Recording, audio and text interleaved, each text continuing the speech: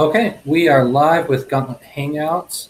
We're playing Dungeon World, Gaunt Marches. This is our August campaign. We're on session 2 of 4. And we've got all of our players from last time, and we're going to be adding a player that, if you guys have been keeping up with the other Gaunt Marches sessions, just was in Richard's game as well. So we're excited to have Brian when he gets here in a few minutes. We're going to go ahead and get started. We're going to just really quick remind everybody what your characters are, remind us what your keys are, and especially if you have one that you want to try and hit, call it out so we can all help you to that. And let's start with Ryan. Can you remind us about Ulf? Yeah, Ulf is a human itinerant hunter. He has he's gone through kind of a personality swing between the previous not this session, but the previous campaign and this one. He used to be extraordinarily anxious and shy and afraid, and now he has moments of that, but I think he's becoming a bit more brazen and reckless. He's kind of morphing into a monster hunter compendium class. Next advancement, that'll really get to be interesting. Fights with the bow, carries hides behind a big owlbear cloak, and yeah, he has keys of the reckless, keys of the awestruck, key of the cunning, and I don't have anyone in particular I'd like to turn. His alignment, I believe, is neutral, and he is driven by that to defeat an enemy without getting close to them. So those are my keys and my drivers, and I'll just look for chances as they come up, but I'm not pushing towards any particular one. Cool. Greg, why don't you remind us about Pahan? I'm playing Pahan. Pahan is a changeling, a shapeshifter sort of character. I'm playing the wise old man class, but Pahan is not necessarily a man, nor a woman, nor really anything. Pahan is sort of I don't know, sort of attached to the turtle. Pathax. Pathax is Pahan's mount, who is a sort of, I think we're going with it's a child world turtle that Pahan probably stole, and somebody's probably not very happy about that. Pahan's alignment or drive is to reveal a secret of magic from long ago, and key of the mirthful, key of the trickster, and key of the companion. So sort of a trickster character, and armed with only a walking staff, and the turtle eats gold. Sort of a strange character, and having a lot of fun with it. Awesome. And Steven, you tell us about Yona? Yep, Yona is a witch. She's a well-kept witch, looks after herself, enjoys fine wine and cheeses, makes her living selling magic items and potions to members of the aristocracy, performing divination magic and things, occasionally grifting rubes and selling them phony potions. She is, her alignment is to sow chaos and panic. Her keys are get herself into trouble, tinkering with something best left alone, point out a lie or falsehood told with the intent to deceive or reveal great truth about those under my scrutiny, or use my connections and prestige to give myself an advantage, or when I move up in the ranks of a faction, guild, or gang. She also has a she derives her magic ability from her familiar, who's a fey creature, which is in the form of a millipede. So she has a rather large black millipede that sort of crawls around on her skin and hides away in the folds of her cloak and things. The potion that you had, I know you had given one to the lizard people. Did you give away all the mystery potions that you had picked up? No, just the 3. Or sorry, I still have the 3, just the 1, so I still have the 3. Oh, okay. I wasn't seeing it in your gear, so. I have it on. I have like a PDF copy of my character sheet. I added it there. I'll add it to the That's totally okay. Thing.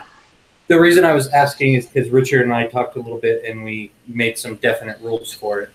So I just wanted to make sure if you had those. Potion of quickening, right? Mm-hmm, mm-hmm. Okay, yeah, I'll add it to the inventory and then hopefully find an opportunity to use one of those, though I don't quite know what it does. I'll find out. Cool. All right, and we'll let Brian introduce White Raven when he gets here. Let's just jump in back where we were, though. We were kind of in a moment of tension when we stopped. I believe it was last watch of the night, and Pahan was seeing this kind of bubble appear and like expand and then disappear and expand and disappear off in the distance. Pahan, what do you want to do? Oh, time out. Just a reminder, we have a couple of veils and lines. So we're not going to have any kind of sexual violence or violence against children. And then as far as torture and like sex, not on screen, but they're fine to happen in the world. And also just don't treat people like crap because of their gender. We have enough of that in the real world. So, and a reminder, we have the X card in place, so if you need that at any point. And I think the last bit of housekeeping is also just a reminder, like, we do a writer's room style, so if you want to step out of the character at any moment, just say so, and we'll kind of writer's room it, decide what we think is coolest, most interesting, and we'll jump back in character to play that. All right, so Pahan, you see this bubble in the early morning light. What are you doing about it? How far off is the bubble? How distant is that from the camp? Maybe a bow shot, so it's a little ways away. You'd have to walk to get close enough to really investigate it, but it's not far. I think Pahan may have seen something like this before, being sort of a native to the knee-high sea. So I'm going for sort of a spout lore, trying to figure out what other times there's been large, opalescent bubbles appearing in the swamp. Cool. Go ahead and get that spout lore. And then, hey, Brian, how's it going? We just barely got done doing character introductions. What I'm planning on doing, I'll kind of weave you into this scene when it makes sense, and then we'll have you introduce White Raven then, okay? Cool. Sounds good. Cool. And that's a 6. Okay. Yeah, remembering back to all the different kinds of bubbles you've seen black bubbles, you've seen bubbles with goop inside, you've seen bubbles through the sky. It's hard to pinpoint this like kind of shimmering, glowing bubble as any particular kind. But as you stare and watch it expand and contract, eventually it bursts, and there's a tiny glowing thing sitting on a little piece of land where that bubble was. There's just like a glowing dot on a log kind of thing? Yeah, it's like a white pearlescent glow. You'd have to get closer to see it in any detail.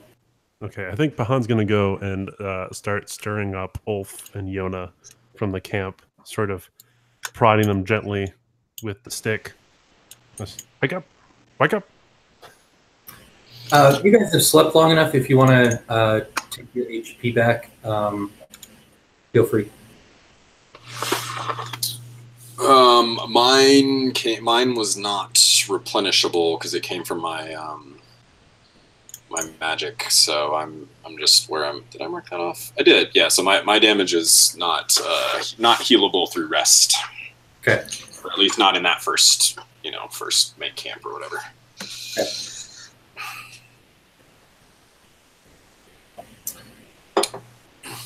So I'm probably poking Ulf first. What is it? What's up? What's going on? There was a bubble, and the bubble popped, and now there's a dot.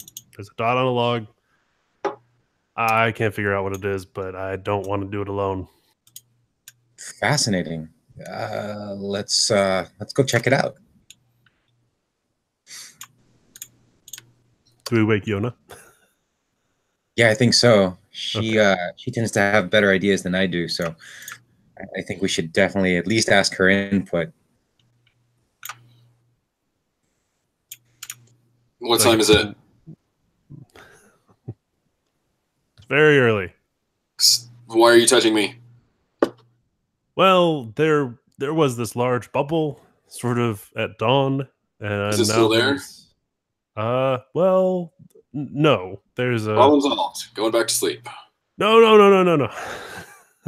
We need you to help us out. I don't think this is something any of us should do alone. It was a very large bubble. Aren't you two from the woods or whatever? Don't you know how to deal with this? Okay, well, that answers my question. Let's go check it out. Good luck, Yona. Yeah. So I guess we're gonna get closer to this glowing orb that's sitting on the log out in the swamps. Well, are you guys taking any particular cautions, or are you just kind of walking towards it? Yeah, I probably want to, if possible, look and see where the sun is. Maybe try to use it, use the reflection off the water, especially if it's just coming up. That'd be a good way to mask our approach. Okay. Yeah, the sun is, yeah, we could say it's just barely peeking over, and so you can adjust your position so the reflection of the sun, you're walking straight through that. That sounds great. I think when you get maybe 15 or 20 paces away, you can see that this white glowing thing, there's kind of like soothing music coming from it, and there is it's a porcelain home, like a porcelain house. It's very tiny, like what you'd imagine maybe dolls fitting into. Ulf says, I have no idea what this is or what to do about it. This is not natural. This is not monster. This is not animal. I don't think. I wish Yona had come. This is certainly not natural to me either. I wish Yona had come as well. Well, I see nothing more to do than to find out what it is. So I'm going to go for discern realities to try and get closer. Maybe, not necessarily poke it with the stick, but I'm feeling along the log, seeing if the log is warm, seeing if there's anything changing in the water around the little house. I think as you approach and the moment you touch the log, I'm not even going to have you roll discern realities because you hear a voice and it's kind of a screechy, and it says, "Yes, yes, get the books," and pop appears kind of like out, but like much larger than this porcelain house, a 4-foot little. Let's call her a hag. I think that's the best way of describing her. She's got a wart on her nose. She's wearing pretty nice robes. She's got a little cane that's got a gold tip on the bottom. Yona does not appreciate that particular epithet. She seems happy to see you, and she's got like this little kind of impish creature, again in fine clothing, holding a book on his back like this. And she says, guess, how many will it be? How far away is this interaction happening from me? If you didn't come any closer, it's about a bow shot away. So you may be able to hear the screeching. You can hustle over there if you want.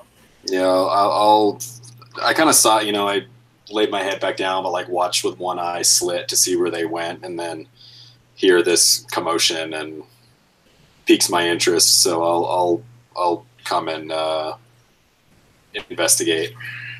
Awesome. Yeah, what are you doing? She just asked how many guests there are. Are you guys gonna? Do turtles count as guests? Are you saying that out loud? Yes.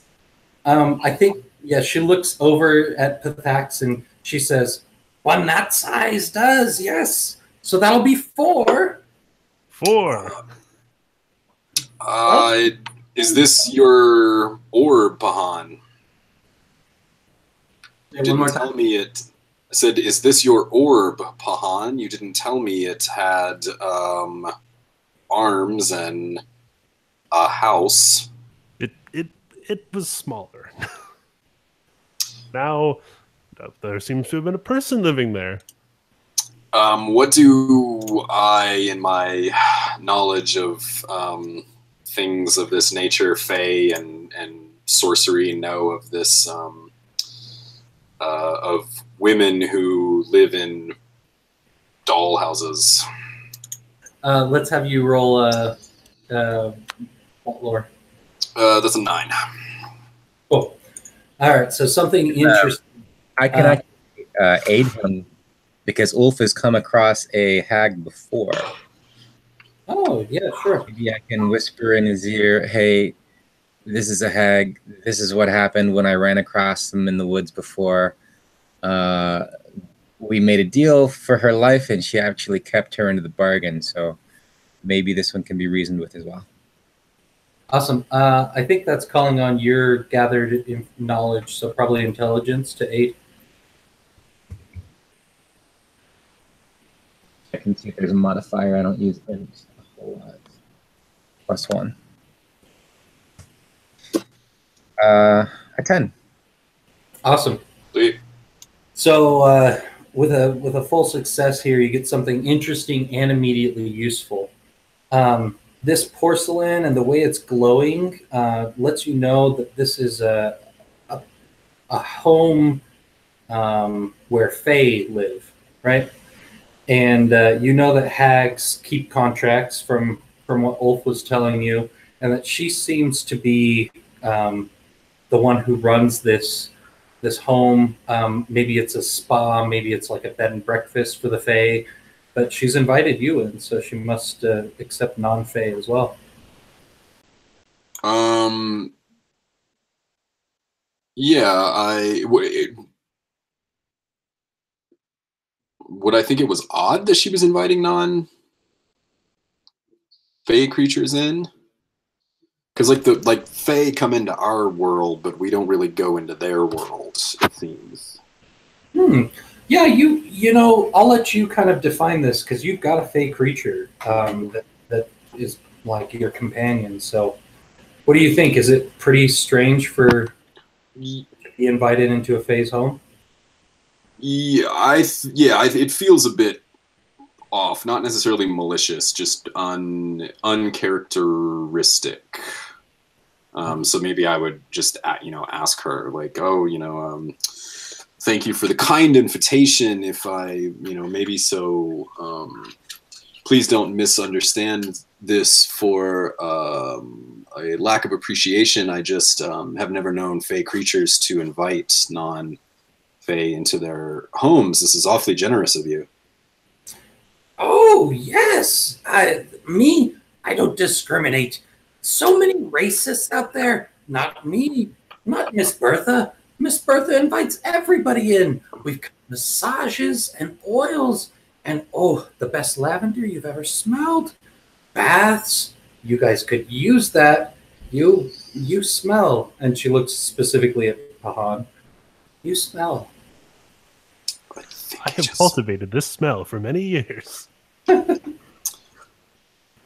This is very kind of you. And Yona is very interested in baths and lavender, but also very mistrustful by nature.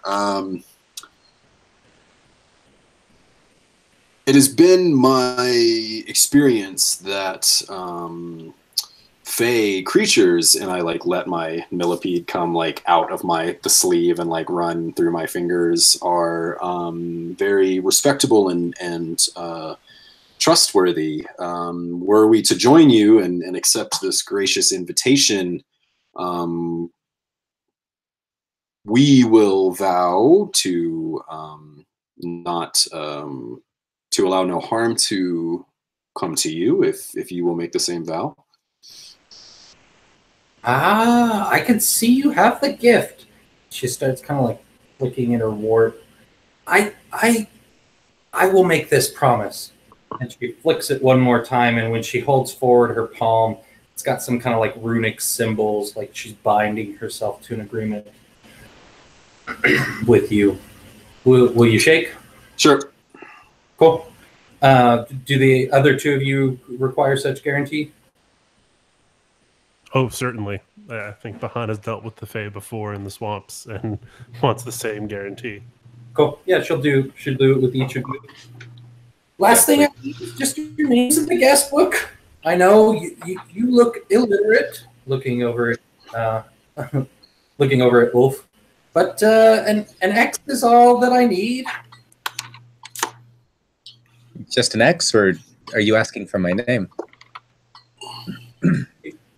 Do you read and write? Does this one really read and write? I do, and I'll take your name then. I'll go and write the name Owlbear on the invitation list. The moment the quill leaves the paper, you are whisked away. The other two of you, are you signing as well? I guess this is happening. Yep, I'll sign. Cool. Bahan signs as well, and then just sort of picks up Pathax's limb and presses it into the book and makes a big muddy footprint. Love it. All right, so you guys are all whisked in there. Let's get a little montage, and Brian, this is where we'll bring.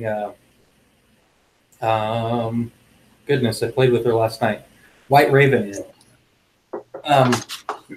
So I want you guys to each describe for me, like, these fade decadence, like the level of magic that found here in the marches and most of this world. Like, there is some advanced magic, but if it's advanced, it's dangerous. But for the Fae, like, things like light bulbs are normal kind of magic for them. So why don't you describe for us, as you guys enter this Fae bathhouse, what kinds of mundane things you see being taken care of by magic here? And just raise your hand when you got an idea.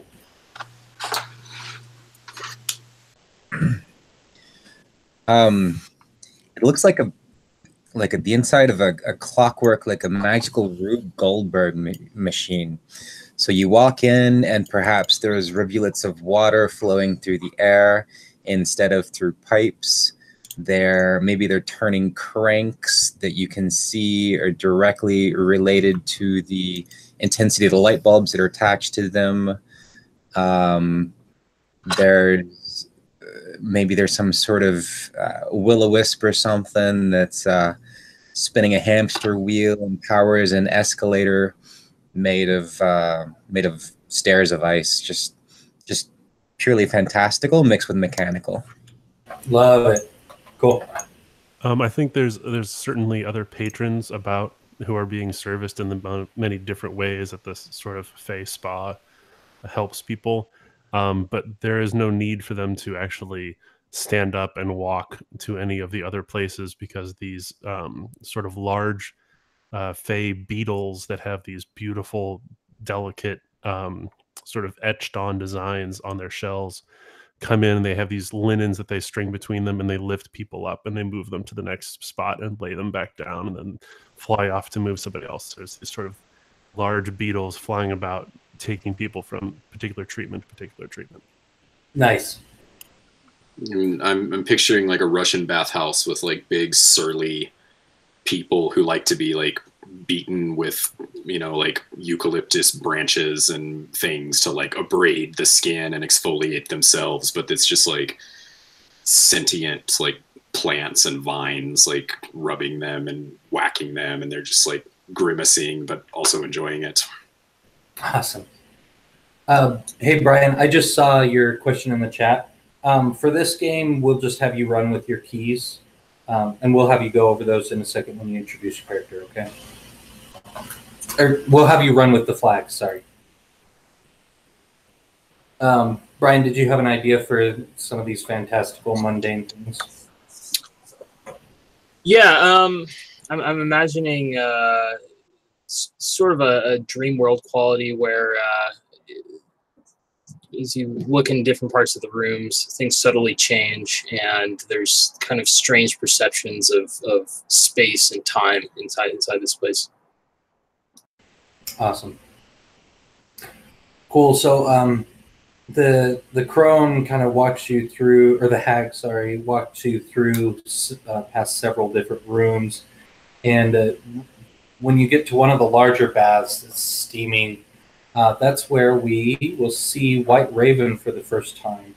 So why don't you describe for us White Raven, and then we'll have each of the other characters kind of reintroduce themselves, and then you'll tell me which of them you've met before. Great. I was having trouble getting the picture link to work in the I'll paste it there in case anyone's curious. If I can get it to work. So you said White Raven's in a hot bath. So there's probably kind of bearskin armor and other furs set aside there with her axe. She's notably got some very like white, pale eyes, and it's probably immediately apparent being around her that the air sort of in her immediate vicinity is quite a bit colder. So as you step towards her, there's a noticeable chill, but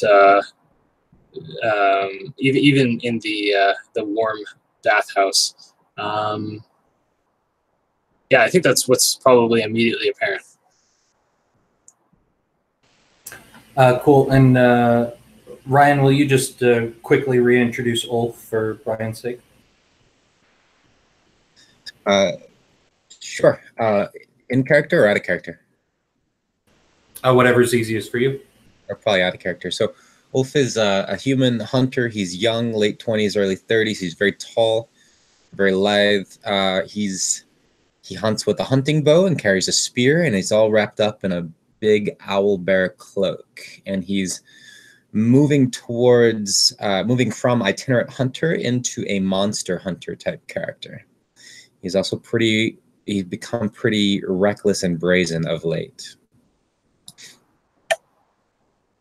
Right. I could give a little bit of an out of character background so you guys have the context. So White Raven's background is that she was born in and around this Goat Bridge kind of area, but had these features of the white eyes and kind of pale skin that were a bad omen. And she was sort of exiled at a young age to the north and ended up being taken in by a tribe there where she learned. She's a winter mage, so she's learned to control the ice winds, and she's now returned to the south.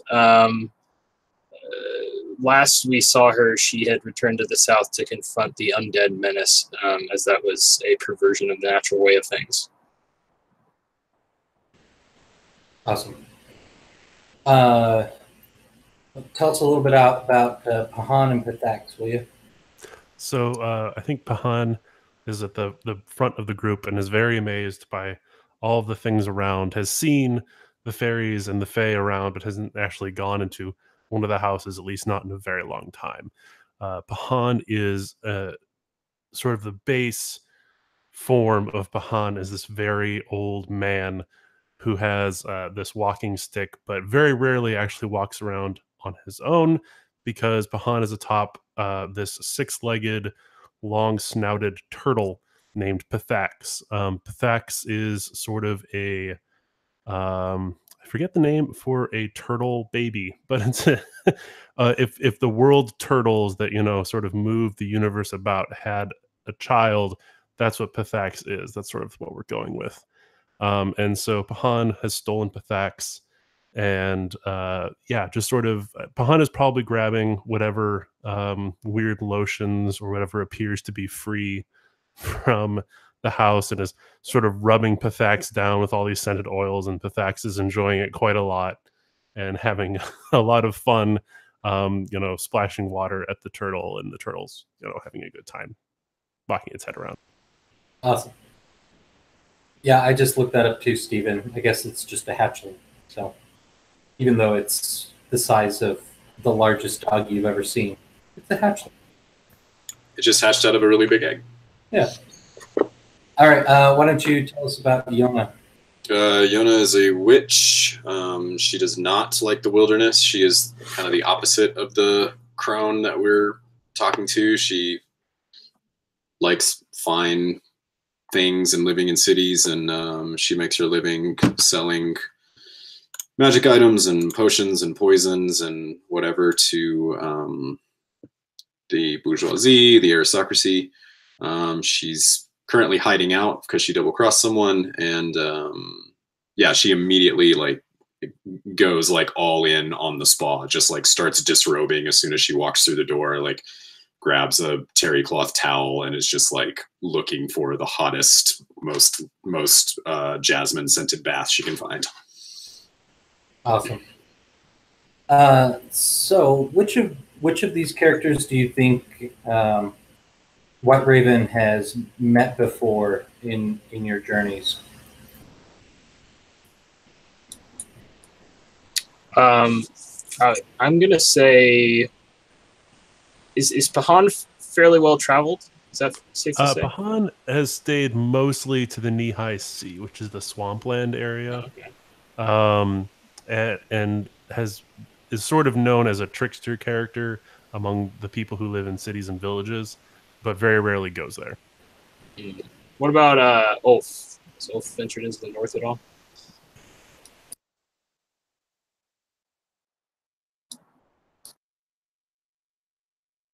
You're on mute if you're talking.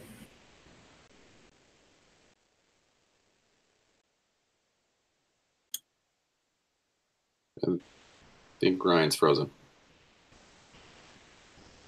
And he's moving. We can't hear There it. it is. Sorry, I was having trouble between tabs. Ulf, he's only been in the wild for about half a year, maybe 9 months, and he is moving kind of in tangents to his ancestral home. So he's been to 2 or 3 regions of this area, but only recently.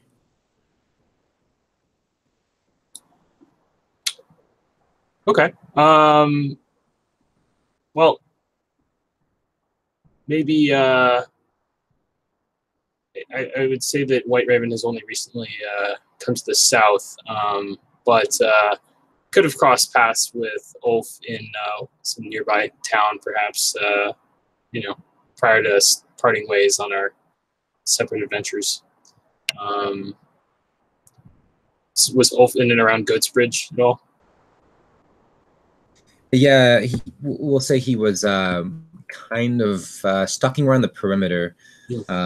Only he is pretty misanthropic. He doesn't not like people. He just gets super anxious around them. And he would have avoided cities, but you might have run into him on a road into or out of town, or seen him kind of stalking around one of an outlying building or something like that. So White Raven, while staying in Ghostbridge, had been sleeping in a kind of collapsed, ruined building on the outskirts of town, very much kind of uncomfortable with the inns and crowded areas in the center of the city. So maybe they just crossed paths, looking for a place to bed down at the outskirts of town, something like that. Cool.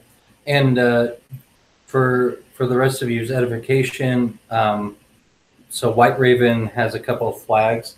So the flags are a little different from keys. They're things that the other players have more of a responsibility to grab hold of, rather than White Raven actually like activating them. But one of them is allow me to break a rule or law or custom of the place, so that I can learn about the world through my mistakes. Do something that leaves your guard down so I can stand watch for you, and point out a great achievement or belief of the civilized world so that I can mock it. So keep those in mind instead of keys for this round. Try and help White Raven grab those flags, okay? All right, so back to our fiction. We've got we've got Pathrax being covered in any free lotions that are available. Yona already dipped into the bath. White Raven, you see Ulf, and what do you say when you see him?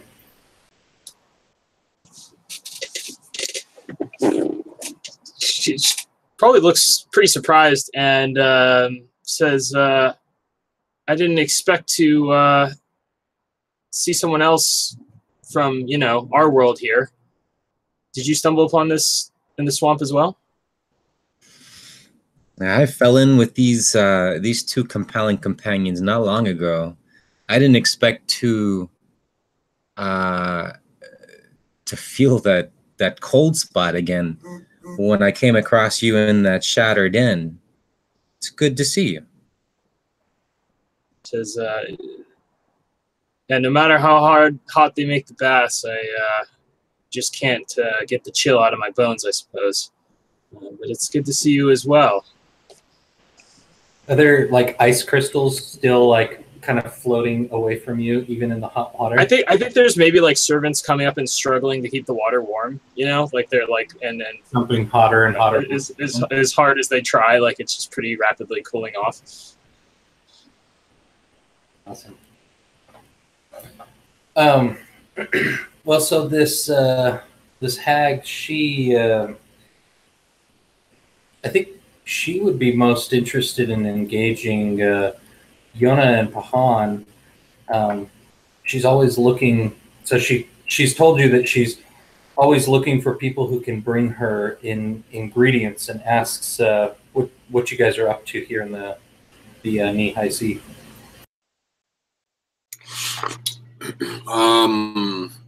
We are looking for ingredients, special ingredients. We were told that there was a moss that grows near here that is as bright as the sun, some people say. Oh, you're looking for I don't know what the official name is. We always just called it grandmother's toenails. The orange stuff, right? Indeed, indeed. What use do you have for it? I have many uses for many things. Potions, powders, seasonings. People require rare and exotic ingredients, and I provide them. You have just made your next best customer. Is that so? I use it in a special brew. I only make it once a year or so to keep prices high. You know how it works. Sure, certainly. Anyway, the brew time is coming up soon, and I haven't gotten my hands on any grandma's toenails. Would you consider bringing some to me? I'll pay a fair price. Absolutely. When you say fair price, can you be more specific? Are you the kind that steal deals in money? Unfortunately, yes. The material trappings of this earth are not beyond my scope. She snaps at her little imp thing, and it scurries off and comes back very quickly and holds up a chest and opens the chest. It's just full of gold and diamonds and valuable stuff. I think Pahan has to hold Pathax back. Pathax gets very excited at the sight of gold, and sort of Han is like pushing him back with his stick and showing him more lotions. Yeah, and then nodding at Yona, nodding. Yeah. I don't even flinch at this. I'm like, well, yes, you know, I was worried that, to be totally honest, I've run into some people that when they say fair price, what they mean is cheap, but I can see that you don't need to bother with things like haggling over price. I accept your generous offer. Wonderful. Take one of my calling cards. And she like pulls out of one of her palms this small stick with a wick on the end. But I call it a stick and not a candle because it's not made with wax. It's like kind of a metallic. And so she says, once you have it in hand, light this, I'll find you. Very good. May I ask, how much of this do you require? That is to say, if I find more of it, may I keep the extra for myself? I need about let's see, 3 fistfuls. 3 fistfuls. Okay. Well, the first 3 fistfuls are all yours. We have a deal. Wonderful. Look. I'm still in the bath while I'm communicating this to her, like reaching over and grabbing some, I don't know, grape leaves or something and munching on them. Awesome. Let's kind of call that a scene. I want to hear from White Raven. How long do you think you've been in the bathhouse? I think White Raven kind of stumbled upon this, and she's not really sure how long she's been here. Like, it's kind of that dreamlike state, and I mean, it's maybe a distraction from her real calling for being in the South, but it was just too kind of fantastical to pull herself away so far. So she's just kind of probably days. I mean, I think she's just kind of lost track of time a bit. That's a very appropriate answer because mortals entering the Fey realm, it's really easy to lose track of time. So I want maybe let's hear from Pahan.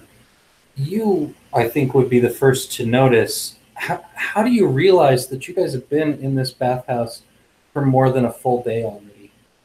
I think that there's very few windows. It's casino-like in that way. There's no windows. There's no clocks. But Pahan and Pathax probably, through some happenstance, sort of stumble along a back hallway or something for the service beetles and the service fae, and pull aside a curtain. And I'm not sure how far you want to take this, but possibly outside the window, it's a completely different season. If we went in the fall, it's now the winter or something along those lines. I don't know if you want to push it that far forward in the future, or maybe the sun is just moving extra fast, and the moon, sun, moon kind of thing. Yeah. Maybe when you look out of the window, you see the sun moon cycle. The shadows are moving awfully fast, or not something you normally recognize, but yeah, wow, they're really going. Cool. So, Ulf, what service has attracted you the most? What have you been spending your time doing here? Ulf loves the water. He found the biggest, hottest pool. And, he does that thing where he can stake his frame into the ground and roll out of his cloak.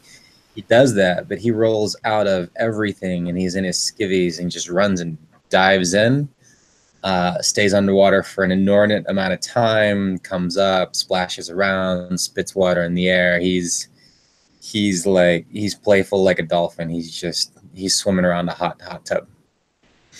Yeah, probably with you splashing, some slug people like climb out of that tub and move to different. They're not interested in the playfulness. He's being obnoxious. Yeah. Cool. How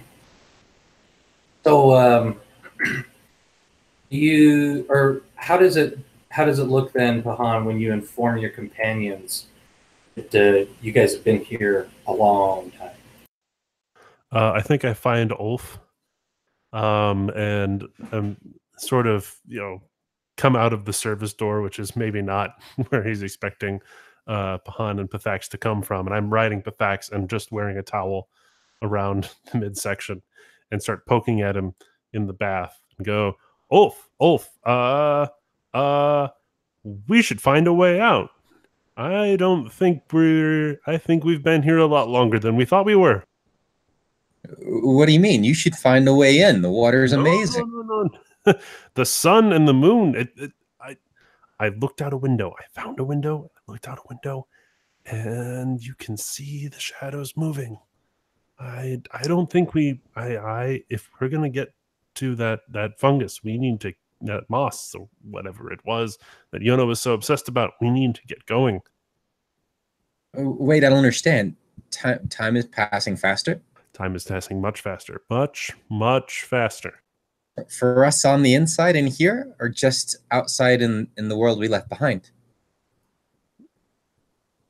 You want to stay here? Is my beard growing? I mean, I don't have any commitments on the other side. This is as good a place as any. I'm ready to go when you are, but I worry if we stay here too long, we might indulge ourselves in too many of these vices. And I think our guest, was it Bertha? Bagatha? What was her name? Yeah, I think it was Mother Bertha, I believe. I think Mother Bertha might exact a higher price for her services than we expected if we don't leave soon. Okay, I get it. Yeah, you guys tend to have better ideas than me, so I'll get my things. I'll get it together. Let's go. What about the other two of you? I think Pahan is going to start trying to find. Was White Raven with Ulf? I think White Raven is kind of hanging out in this. She's maybe moves from the individual bath and trying out the larger group bath in hopes that that'll stay warm longer. But I think they were with Ulf there. I had the idea that maybe in this group bath she runs into another kind of someone that she recognizes as a human and maybe an adventurer, but they're like very like pruny and their eyes are kind of hollow and they're like as if they've been here for a really long time. And then she notices that like down sunk into the water there's maybe some skeletal remains of maybe folks that have never left the bath. So she starts getting a little spooked about what's going on here. Do you hear Ulf and I talking, and so you sort of come over and are also interested in leaving with us? I think so. I think she gets the picture that she's been here too long already and needs to get out. So I think Pahan starts poking at White Raven sort of gently with the stick and goes, From the north you are, hmm? Yes, well, to you would be the north.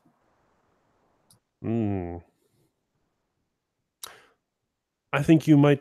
I think you should come with us as well. We should find our friend Yona. She's undoubtedly found the hottest jasmine something again. Says, if you know how to get out of here, I'd be happy to follow you. I've lost my way. I'm not entirely sure, but I'm sure Yona could help us find something. Yeah, when they finally do stumble upon you, what are you up to? I'm just getting out of the bath, and I'm headed towards my pedicure that I've arranged. So I'm putting my robe back on and heading into a sort of anteroom off of the main spa room to go get my toes looked after. Why don't you, let's make this interesting. Let's have you roll a D8. Let's find out how many pedicures you've had since you've been here. What an excellent thing to roll for. Oh crap, I think I close. Sorry. Sorry, I accidentally closed the roll for your party window. You're right. Whenever you've got it. I don't think none of you had abilities coming in here, right? Okay. Jonah, you can heal that 2 magic damage that you. Oh, sweet. Okay. I think Pahan is sort of running up at the. Oh, yeah, sorry, whatever damage you have, you can heal that as well. I think Pahan runs up at Yona as she's being transported by these beetles on the bath sheet, sort of carrying her through the air, and sort of waves down at the beetles and starts, prodding them a little bit and gets them to let her land. I'm sorry, you woke me up at 4:30 this morning to tell me about an orb, and now you're interrupting me on my way to my pedicure. I think it's been at least a week, Yona. That's impossible. I have yet to even get a deep tissue massage, which is next. Well, I went back into one of the service corridors and found a window, and the shadows are moving a lot faster than I think they ought to. I think we've been here at least a couple days.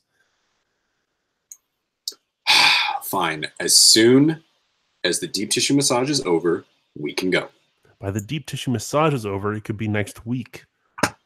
How long does this moss grow?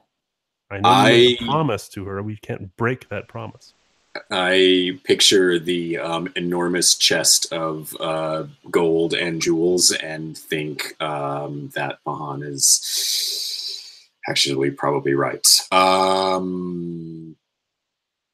Fine. If we pull this off, I won't want for pedicures anymore. Let's go. Awesome. We'll fast forward to you guys all have your gear together. You meet by what you believe to be the front door.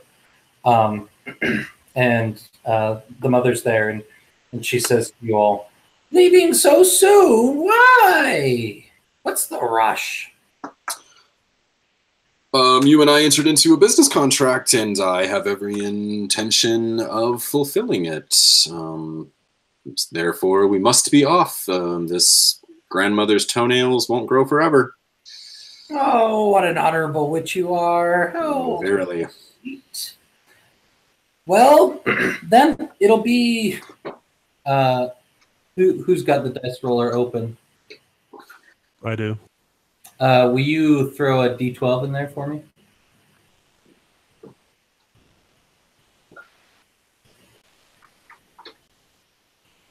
That's a 10. It'll be 10 memories each. You guys have been here 10 solar cycles. You can deposit them here, and this kind of like orb on a stick rolls out, and it's like vibrating slightly. Touch your hand to it, deposit the memories, and you could go.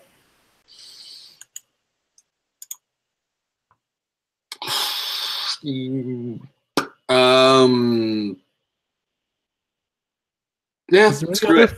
I just do it. Is anybody going to kind of resist this at all? I think White River's waiting to see what happens after Yona does it. Okay. Ulf has questions. Ulf wants to know if he gets to choose the memories that are kept, or if they just come out randomly. You can choose the ones you keep.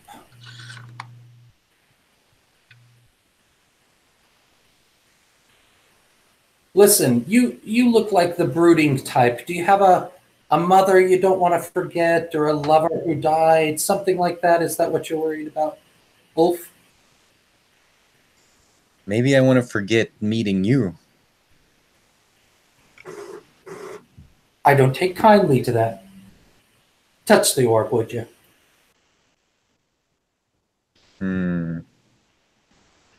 Well, let's have Yona go ahead and roll your wisdom. Okay. So this will be a defy danger with wisdom from each of you who wants to touch the orb to get exit. On a 10 plus, it's kind of what Ulf was asking. You get to choose the memory and just describe one of the memories that you lose to us. On a 7 to 9, that memory is going to be a happy memory, and you lose it permanently. You won't remember it at all. Oops, what happened? Wait, what just happened? I heard you talking in character. I heard you talking to our witch. You struck a bargain. Is this a side deal? I don't remember signing up for this. Perhaps I could bargain with you too. You signed, and she opens up to the page of the book where you signed your name. You even put a real mark on there, not just an X like I expected. You're bound. Owlbear's bound. Not sure who you think he is, but listen, I am a great monster hunter. You seek regents. It seems our goals might be aligned.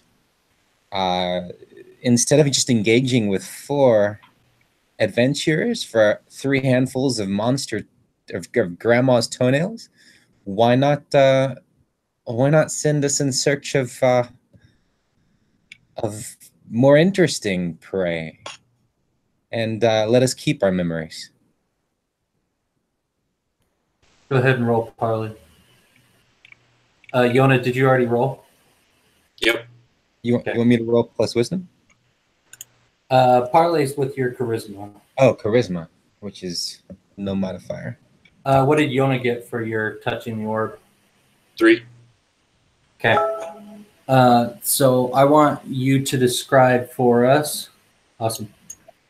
I want you to describe for us the memory that you're going to lose, and it's going to be one that's a pleasant memory, a happy memory. If you want a minute to think, we can do Ulf's Parley first. Sure, resolve that first. Partial success.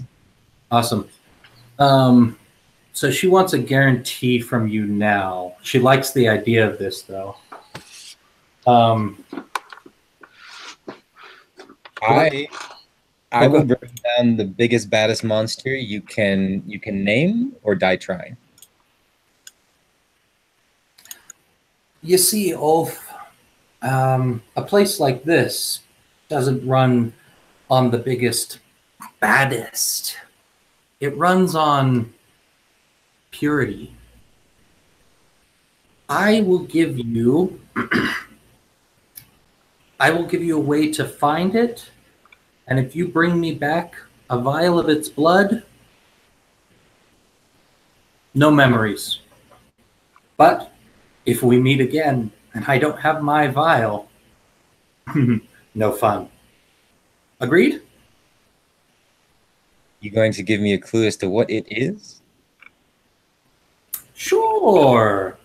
She waves her hands, and she presses her hand into yours, and as you look, there's a small medallion, and it's got a horn, like a spiral horn on it. She says, "It'll get hotter the closer you get, and when you find it, you'll know." All right. That's a deal. Cool. So everybody else can be included in that deal except Yona. Sweet. Who already touched the orb. Go ahead, Yona. Tell us what memory you lost. Yeah. When I first started selling stuff to, members of the aristocracy and things, I got a significant amount of money for some, potion that I had brewed. It was kind of what made me realize that this was something I could make my living off of. And I went out and spent it on a feast for 5 people and a really nice room at the inn. And that I just had it all to myself. And I've been kind of chasing that, chasing that high, so to speak, ever since. Like that feeling of just having more money than I knew what to do with and spending it on extravagant things. That's the memory that I lose, is that first like good feeling of, I don't know, success and wealth. Awesome. I think that'll be fun to see how that plays with your character, because a lot of your character's drive is to gain wealth. So I like that. All right, so whiz bang pop. You guys appear. You see the porcelain house there on the same stump for a few moments, and then it disappears and is gone. It is, if I wasn't clear earlier, it is 10 days in the future. You guys haven't had to consume rations. You've been fed the whole time. And Ulf, just in case, so out of character, it's like a unicorn's horn. So that's what she's expecting you to bring, is some blood from a unicorn. Wait, just a vial of blood, right?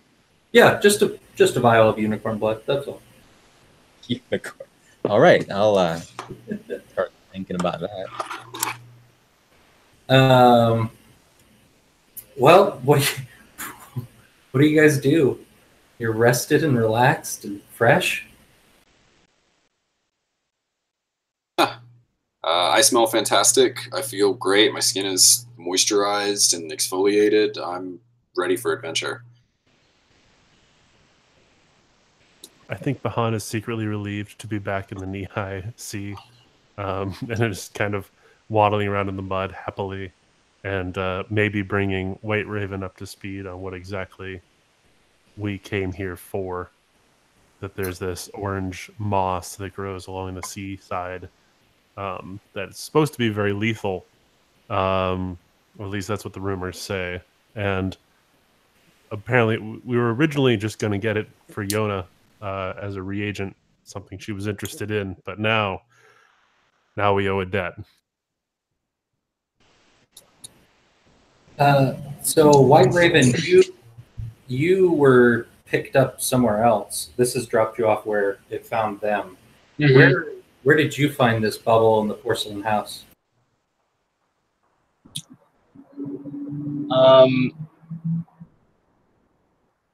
I think maybe she was on her way back to Ghost Bridge after the previous adventure she was on, where she confronted a kind of a necromancer's homunculus and destroyed it.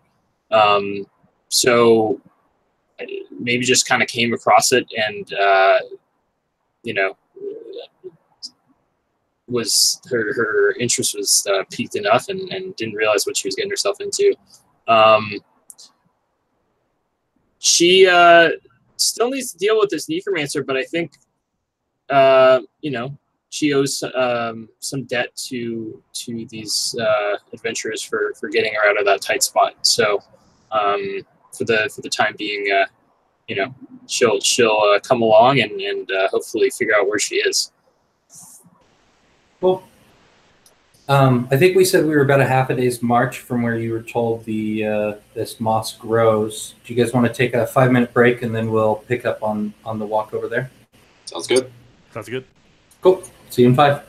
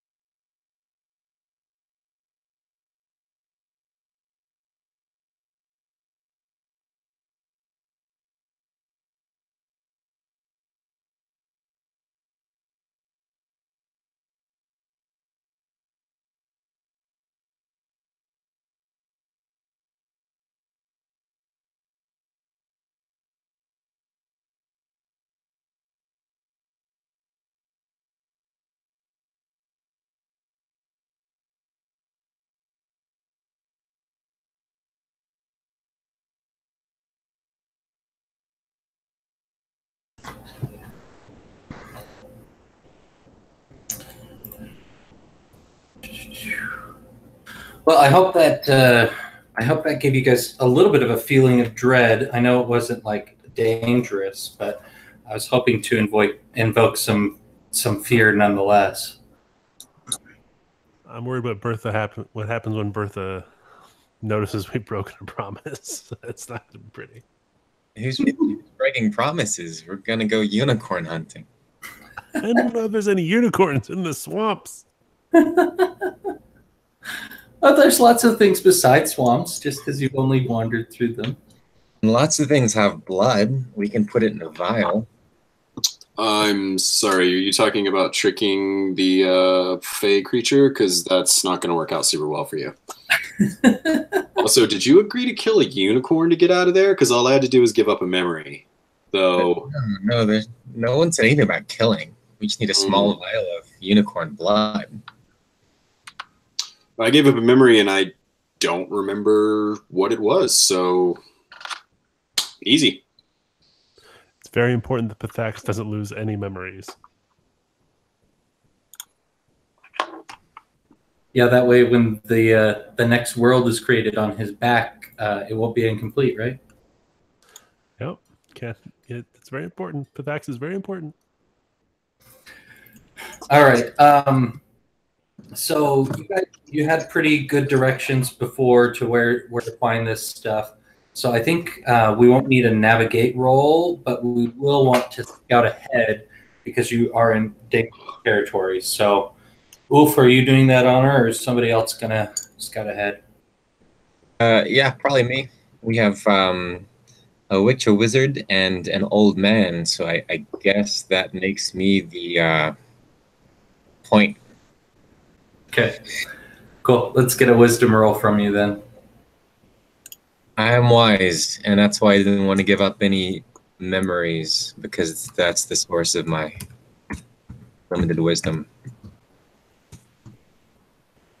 Hold on.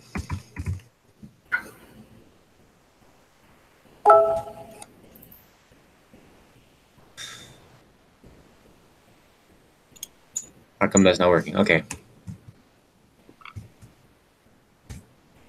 There we go. 10. Full success. Awesome. All right, I'm pulling up the Perilous Wilds right now. I thought I had it open in the background, but I guess it didn't.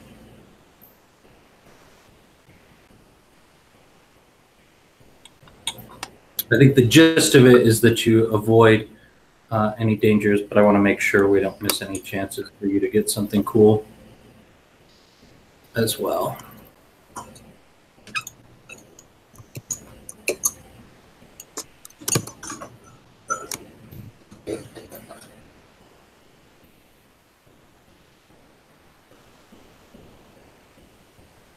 Was that the scout ahead move? Yes. Do you have it? Yeah. So choose 2. You get the drop on whatever lies ahead. You discern a beneficial aspect of the terrain. You make a discovery. Last time that happened, we found lizard mecha.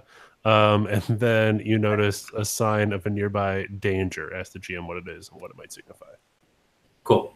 So which of those 2 do you want to do? I would like to make a discovery, perhaps related to Dayglow, moss, and/or unicorns, and I would like to get a drop on anything that might be ahead of us. Awesome.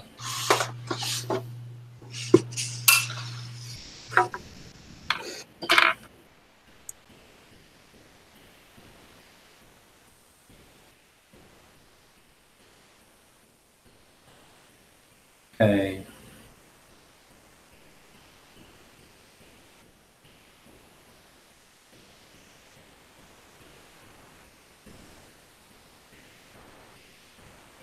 Awesome. So as you're trudging through the knee-high sea, for White Raven, the knee-high sea is also kind of a swampy land, similar to the swamps that you've been in. However, it's more water and less land. So almost everywhere is just, about 3 or so feet of water. There's islands, you could even call them archipelagos or cays, but it's not it's not quite as reedy and piney as the other swamp you've been in. So, Ulf, you are scouting ahead, and you catch a small bit of a frogman trail, maybe 3 or 4 frogmen. What do you spot first about this trail? What does it look like? It looks like absence of insects.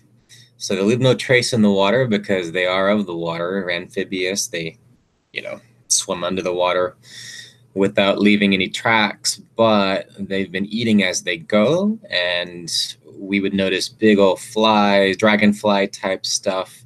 Normally, they just aren't here. And you can kind of see, because the horizon is flat, and you see these things buzzing around everywhere except for where they've been. Awesome. Yeah, so if you go and look in the reeds nearest to where this absence of the frogmen, they must have been here recently too, probably within a day if the bugs haven't come back, right? But in there you find 6 rations. So go ahead and add that. These are frogmen rations, so you can imagine, what those might consist of. Dried fish, maybe. There's probably salt and peppered with flies, of course. Maybe a little bit of sweet wine. The frogs, they are half manned, of course, so they like to drink just like the rest of you. But yeah, that's your discovery. As the day goes on, and it's probably a little past noon. I don't think she spat you out right first thing in the morning. But up ahead, Wolf, you spot this neon orange moss, and it's growing on a couple of different small islands in the area ahead. And see, you get the drop as one of the things you just chose, right? So you notice that one of these islands moves very slowly, and it's kind of floating this direction, right? And you see just ever so slightly a swish of a tail, and maybe a couple of spines from that tail come up out of the water. So you realize that this moss doesn't just grow on land; it grows on a particular kind of creature. I want to consult our wise old man and see if he is familiar with this critter.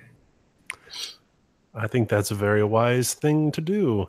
So I sort of see Pahan and Pathax a little bit just behind Ulf, as Ulf has cleared past these frogmen, and sees the slowly moving islands with this neon orange moss, and sort of goes, now I think I remember. And I'm going to go for that advanced discern realities, those who study history, on my character sheet. Yeah, beautiful. Roll that. I love the oh. Now I remember Snake Eyes. And so that, even with my bonus, is just a 4. Oh no! Oh, I don't remember. Yeah, this is your region. We're not going to leave completely flat.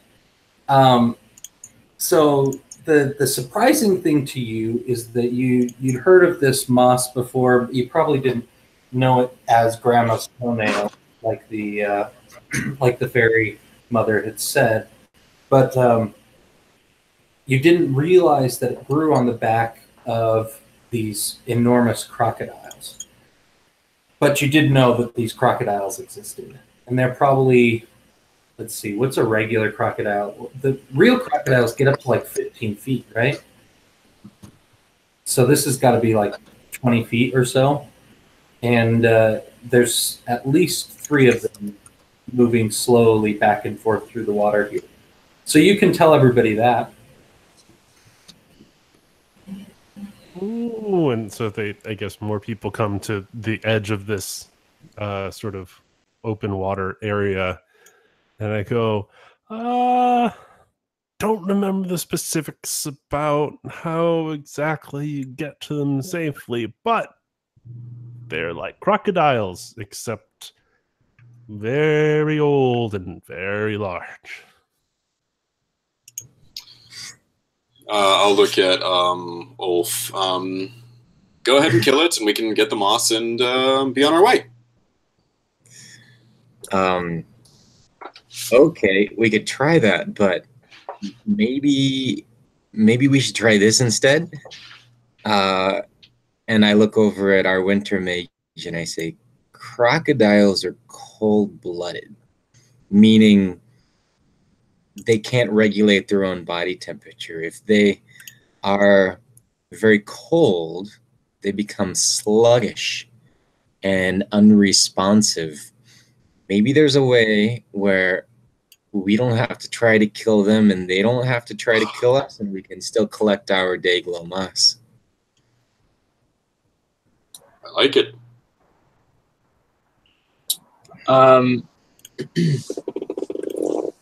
She nods. I think the first thing she'll do is kind of the wind starts to pick up a bit, and she starts kind of whispering into the wind. And I'm going to use my I'm going to spend 2 chill to just make it snow. So just kind of turn this into where suddenly there's just snow coming down. To cool things down a bit. And then how many of these were there? These crocodiles? 3? Yeah, you guys you've seen 3 floating around in this.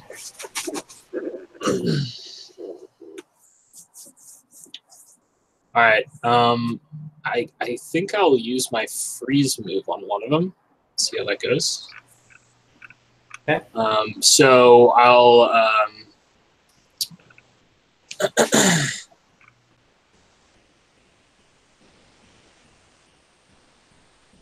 see.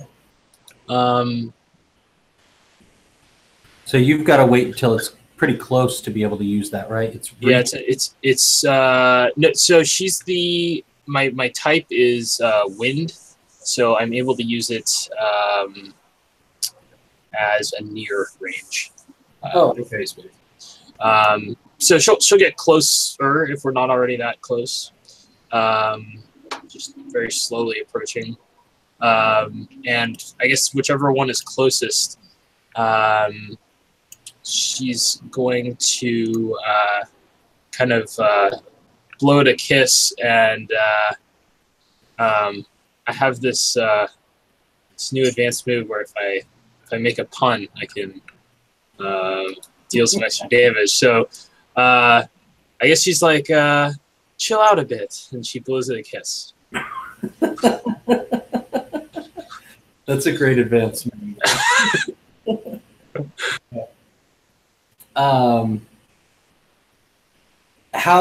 You tell me, how close did you wait for it to be? Because this affects being able to get to its back and so forth. This thing's 20 feet. I guess I want to be a little further than 20 feet away, something like that. That sounds... Yeah, 30 to 40 feet maybe. Okay. Go ahead and roll that then. So is it their body is coated in ice? Is that the one you're going for?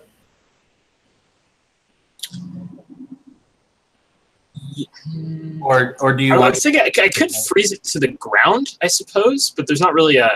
Are they like touching the ground, or are they floating? No, I'm not going to penalize you because its legs aren't touching the ground, though. So if you want to use the legs, then we can just narrate it like it becomes encased in like just so it can't move. So its head will still be able to move around, and its tail may be able to thrash, but it won't be able to go anywhere. Does that sound fair? Cool. So I got a total of an 11. Awesome. You remembered to spend your chill for that as well? If I make a pun, the first pun that I haven't made yet during the session, I get 1 chill back. Oh, lovely. Okay. So you deal, just so I'm reading this right, it doesn't look like you deal damage. I don't deal damage with that. I would just it's just a D4 for the pun. Okay. So yeah, deal your D4 damage to it. And that is a 1. Okay. You successfully irritated it. All right. So the rest of you guys are watching as the snow starts falling. It gets pretty cold. I know definitely Ulf is prepared for this. He's got lots of things that he can whip around himself to stay warm. But the ice around one of these creatures starts, or the water around it starts freezing, and its head pops out because it's being frozen, and it's starting to thrash its head about, but it can't move. The head is terrifying, by the way. It's probably large enough it could eat half of you in one bite. What are the rest of you doing? Is this ball mostly on Ulf? Is he the next one to take a move? Yeah. I'm gonna shoot at its big open mouth, called shot style. See if I can stun it. Cool.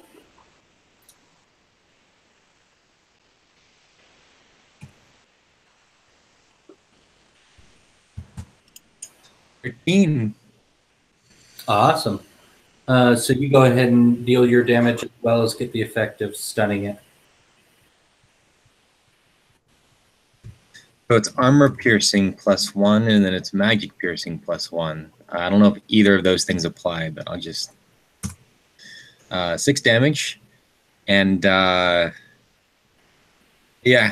I'll do that thing where I'll twist the bow as I fire, and the arrow doesn't shoot straight; it tumbles, and it manages to stick in its mouth vertically.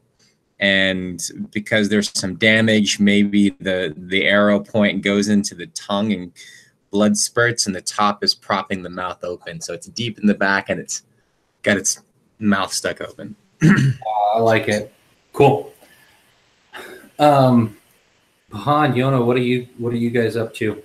I was curious. You said there was like maybe 2 or 3 of these crocodiles. We've only immobilized one of them. Is that correct? That's correct. The other 2 are a little ways out now. They're probably another, let's call it 20 to 30 feet each. They're kind of like, Okay. Have they noticed? Is that possible? Like, no? Have they noticed?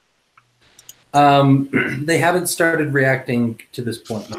Okay. My only thought would be to transform into the form of Bagatha or Bertha, because Bertha knows these crocodiles and has been here before. She sort of said that, and to sort of lead them astray so that we can deal with the one all by itself. You sure can try and see if that'll work, yeah. Let's give it a shot. All right. So, yeah, I think we said your change is going to take a minute to take effect, right? So you start transforming. Yona, go ahead and roll your roll, though, your wisdom. Yeah, it was a 9. So there's something about it that's not quite right. Let's say your robes didn't change. So you look just like her, but you're wearing these shabby robes instead of the fine ones like she had. Yona, what are you doing? Never want to be outdone. I start controlling the wind, kind of channeling it around me. I think first to like get this the chill of the snow off of me, and then like it just kind of like builds, and I will roll and then tell you what happens. So that is 4, 6, 13, 14. That's a 14. So I mechanically the move is a weather worker. I just read Ursula Le Guin's A Wizard of Earthsea, by the way, which I was excited to pick this move because that's what it's from. Yeah, so I have 3 holds, and I can spend those holds to either deal damage to a creature, negate damage from a ranged attack, or hinder an enemy, allowing an ally to take +1 forward against it. So if I could, I want to go ahead and use that first hold to like blast some of this like frost and ice like onto the creature to slow it down even more, to try to let Ulf get another maybe get another shot at dealing some damage to it. Yeah, that sounds good. So I think with all these storms happening, the other crocodiles begin to make their way towards you. They're in no hurry though, but just keep that in the back of your mind. So Ulf, you're going to get a +1 forward in whatever you do next towards this creature.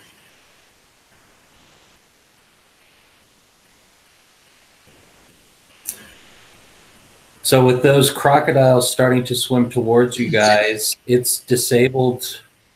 Basically, its whole body is disabled at the moment. What do you guys want to do? I mean, if White Raven is the closest one to it, I think she's. Well, actually, I have no idea what I'm doing with harvesting this moss, so I don't know if I'm the best one to jump up there. But I guess I'll just kind of look back at Ulf and just kind of say, now what?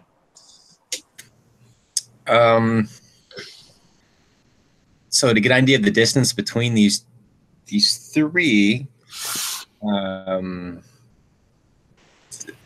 thinking maybe there's enough time and space for me to just charge in there at this immobilized one, grab 3 handfuls of Dayglow moss, and then retreat back to the relative safety of the magic users. Cool. So are you just like running through the water then towards it? No, I'm gonna do the thing again where I plant the owlbear cloak, and I think I can move faster. It's knee-high water, right? So there's 3 or 4 feet there. So far, however, you haven't been into this specific pool yet, so. Yeah, I think I can move faster rather than charging through, kind of just dropping down again to my skivvies and sort of dolphin kicking just under the surface. Cool. I think White Raven's going to follow, and if there's time, she's going to try to grab some of this stuff too. Cool. Why don't you guys both roll? Well, how about one of you roll Dex and one of you aid with Dex, just to see how the group of you gets over there. Same roll. Yeah, I can aid. And do I use my +1 forward here, or do I get to choose when to use it? I believe it's against the creature was the wording, so I think it probably doesn't count. All right, a 9. And I got an 8 on the 8. Wait, that's not right. It should be a 9 on the 8 roll. I think my mods are messed up. Oh, did I not put them in right? Oh no, it is. Okay, never mind. For some reason, I thought I had a higher dex. Okay, yeah, it's a 8. Okay, cool. So yeah, you guys are able to swim over there, and you get to the edge of this croc that's still frozen. Its tail is starting to thrash now, and its head is, it's swinging. It's trying to get that thing out of its mouth. You guys are up on its back, and about this time, the other crocodiles are getting real close. Where they were 30 feet out, they're probably 10 feet out now. You also hear from the place that you guys just swam from, you see kind of like movement in the water there. So you guys are just grabbing a couple of fistfuls, shoving them in your pockets. What's the...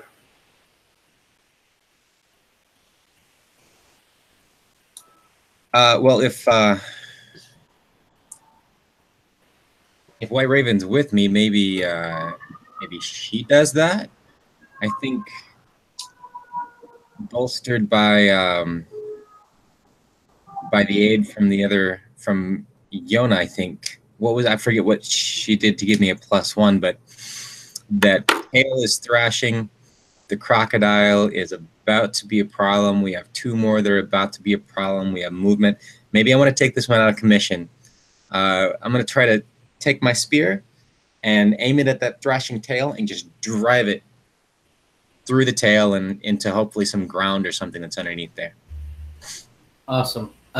Just roll your damage, and we'll just, let's say a plus D4 damage instead of the +1 forward. And so this is her storm. You can describe how the storm aids you in this. 6 again. So I guess, do I have to retcon? I suppose I had a spear with me when I was kicking over there. Kind of makes sense that I could carry maybe just that one weapon with me through the water. Climb up, bow up first. I look to grab some handfuls, and then I see the tactical situation has changed a bit, and I decide to strike. Spear overhead, and that's when the gust of wind hits my back and just helps. Strength plus gravity plus gale wind, and I drive that thing down. Awesome. Yeah, you. As long as you leave the spear there, the tail's going to be completely immobilized. The crocodile lets out a pretty deep roar, though, and the other crocodiles each dive under the water. I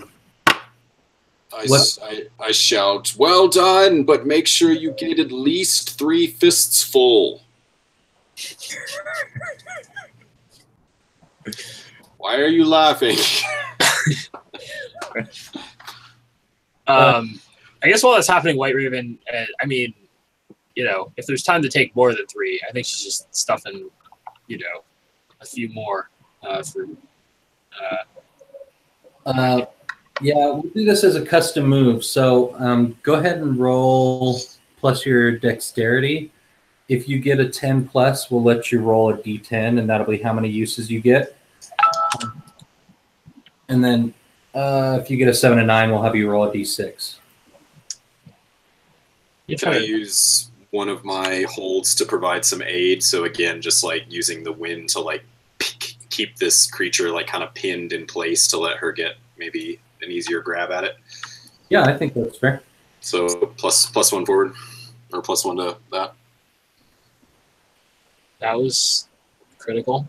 So I got a 6. The +1 got me to 7. Awesome. So roll a d6 to see how many handfuls you're able to grab in these few moments.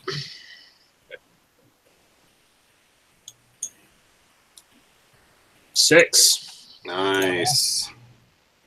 Go ahead and add that to your gear. And you remember how there was movement between you and the land where the rest of your friends were? Up above the water there, you see a 4th one of these crocodiles. So 2 are visible to you. One of them's like pinned in so many ways. The other one is between the 2 groups, and the other 2 have dove underwater. What do you do? I think Pahan is rapidly trying to distract the crocodiles, imitating Bertha, and running along the sort of little sandbar areas, trying to draw them away. Are you saying anything in particular, or are you just kind of like, "Hody hum, look at me, ha ha ha"? I think something about harvest is early this year. I need you to come with me, you know, because we know that she harvests the grandpa's toenail at least once a year. So I'm trying to pretend to be her and trying to figure out what she would do to harvest it, but maybe she has a relationship with them, and I'm going for that. Okay. Let's have you roll your charisma, defy danger with charisma, to get some of their attention, and hopefully it's positive attention.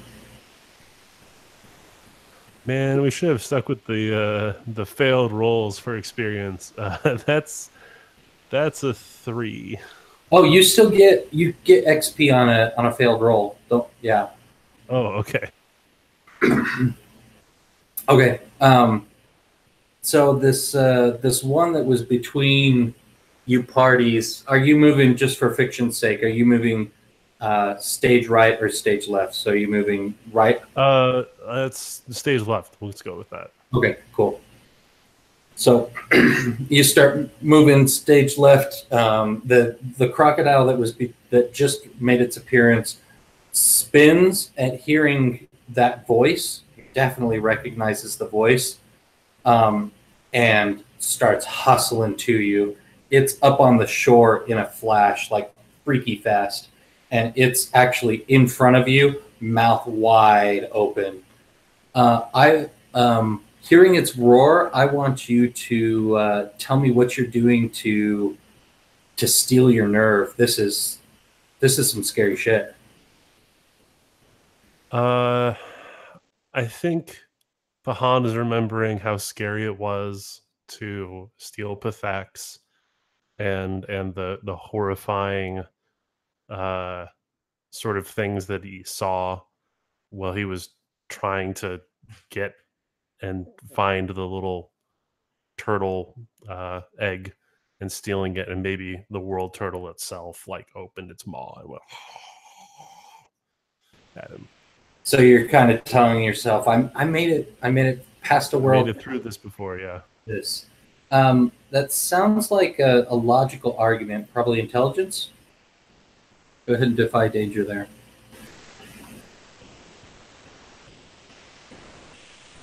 Much better. That's an 11. Okay, cool. So yeah, you feel the chill, but it's not gonna like stun you or get to snap you right now. Ulfin, White Raven, there seems to be a clear path between you and the shoreline. What are you guys doing? So one of them's on the beach. Is the other one still underwater? Or... So we've got 4 total now. The one that you're on top of, the one on the shoreline, and the other 2 dove. It hasn't been too long since they dove, and they were on the water side, not the shore side, before when they dove. We're perched on the back of one of them. Is that right? Mm-hmm. And this one's in pretty bad shape. It's taken like 12.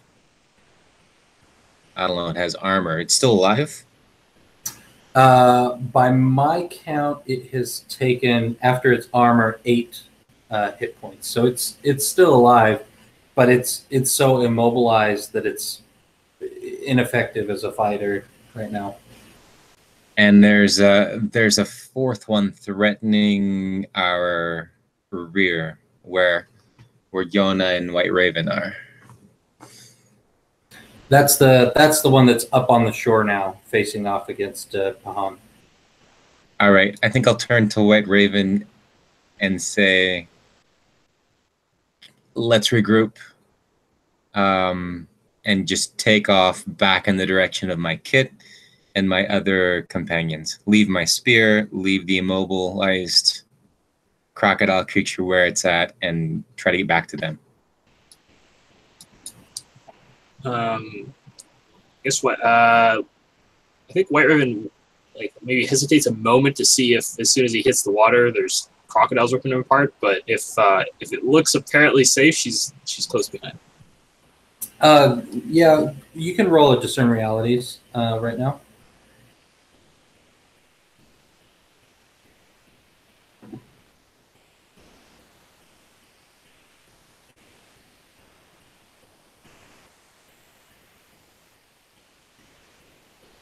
Right, success. What is about to happen?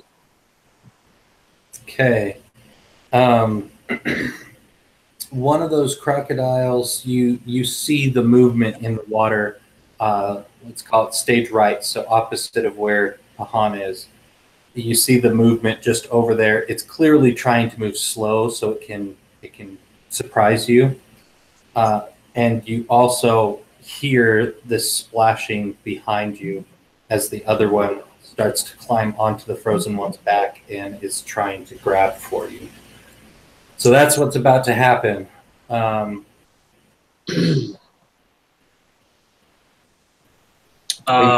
Ulf in his rushed swim then?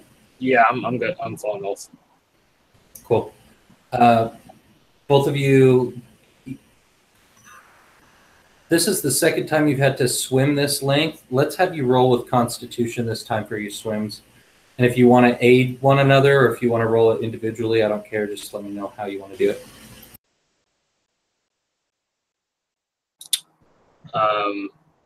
If you want to aid me, White Raven has quite a Constitution. I took off kind of recklessly. Okay. I think I made that leap already. Okay.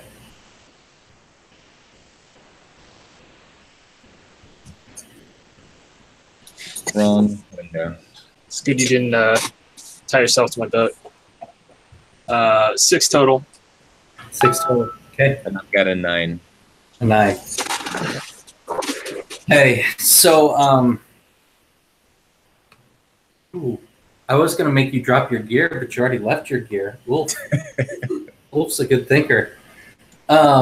Left my speed. I still have one more hold from my original move. Can I spend that same hold to aid? It would have given Brian a +1, so I'll spend that extra hold to say. I feel like I've just been like every time it like tries to move, I just like push it back down with this wind force. So maybe that'll give her an opportunity to escape. Yeah, I like that. Yeah, we'll come to White Raven next. I'm gonna do Ulf first. All right. So as Ulf is rushing through the water, the crocodile that is trying to sneak clearly notices you splashing and starts rushing towards you. I'm going to give you a hard bargain here. It will...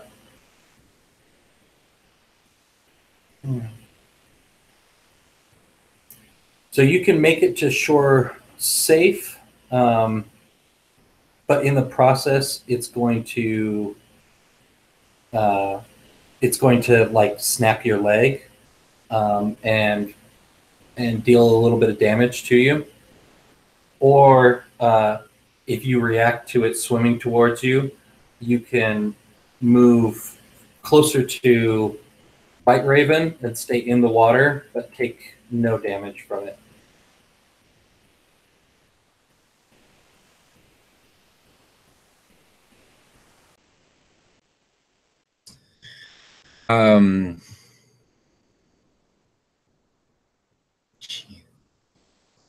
Yeah, that's a hard bargain. Do you want a second to think? I can go over to White Raven. Sure. All right. So White Raven, you start swimming and you're feeling tired, and then this wave, the storm swirls up and it creates a wave and gives you that little extra boost. However, you feel the bag or the satchel that you put the moss in starting to slip off your belt. So you can make it to the shore and let that float to the top and try and retrieve it later, or you can stay in the water and make sure you hold on to it. I'm holding on to it. I'm not going through all that again. Okay. So you'll wash up. You're pretty close to the shoreline, maybe 10 feet away. How about you, Ulf? Yeah, I see the struggle, and I move back towards her. Okay. So you guys are probably within, a reach of each other. So maybe 10 feet away. That crocodile can't quite get to you, but it's bearing down on you now. Let's take a look at Mother Bertha or Pahan, whatever you're going by nowadays. What are you doing? So I think Pahan sort of takes her stick and smacks the crocodile, trying to push it back into the water, not injure it necessarily, but just sort of shock it and keep it in line, because that's probably what Mother Bertha would do is keep those crocodiles in line. So are we going with hack and slash on that, or is that defy danger? I would like a defy danger based on your wisdom, since you're embodying the character of this. You know, you're trying to think like she thinks. So let's have that. No. All right, here we go. It's a 7. That's a 9. Okay. So yeah, whacking it on the nose, you're able to back it down into the water. But just as you turn your back and you maybe even strut away a little bit, you feel a whack. It hits you with its tail as it's going into the water, and you're gonna take D8 damage and find yourself on your hands and knees.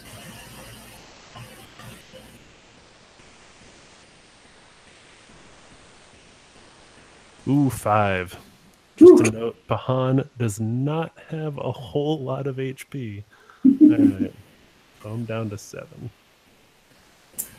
Okay, let's take a look at Yona. You've been kind of jumping in when needed, but your storm is starting to dissipate. What are you doing now? How far from Ulf and White Raven am I physically? If you're right on the shoreline, they're about 10 feet away from you. But I'll just not faff about. I'll just get in my pack and grab a rope and throw it to them to try to expedite their escape from the water. Now there's some distance between the two of them. You'll probably only be able to extract one at a time. It's the person holding the bag of moss. Okay, so Ulf is the one closest to the crocodile, but White Raven's the one with the moss. So you're gonna toss it to White. I'm gonna let fate decide. Okay, go ahead and roll your dex. I was just flipping a coin. Oh. Ulf. I hesitate. I'm like, I need to save the moss, and then I see like the crocodile bearing down on Ulf, and I throw it over there instead.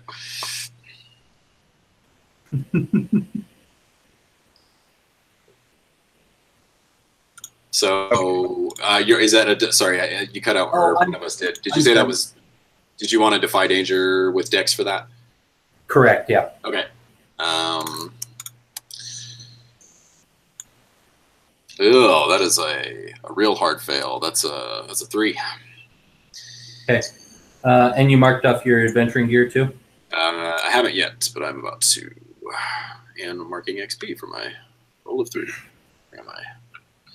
All right. So with that, you toss it out. It gets close enough that Ulf will be able to grab it, but it slips out of his hand once or twice, but the third time he gets a good grip on it. So you weren't able to extract him really quick, but you'll be able to help him in the meantime.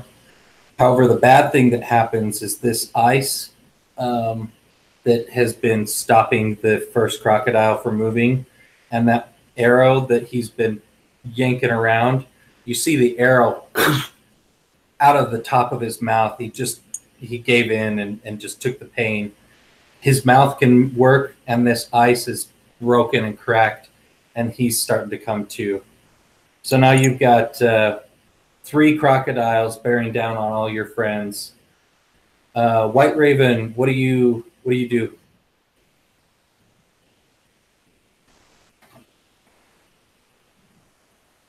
I'm so close to the shore. I think I'm just going to try to get to safety or out of the water.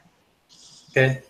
Are you swimming? Or are you doing anything? I mean, it's relatively shallow. Can I just kind of, or is it shallow? You guys have been swimming this whole time. I don't think you found out how deep it is. Oh, okay. So I'm not touching the ground though. Yeah, I'll maybe I'll take the bag of moss and throw it to shore, just to be safe here. Make sure it doesn't get lost. I start getting in the tussle. Okay. You're close enough to shore. It'll make it onto shore. I don't think we need a roll for that. However, one of the crocodiles is going to start snapping at you. I want you to roll a hack and slash with it.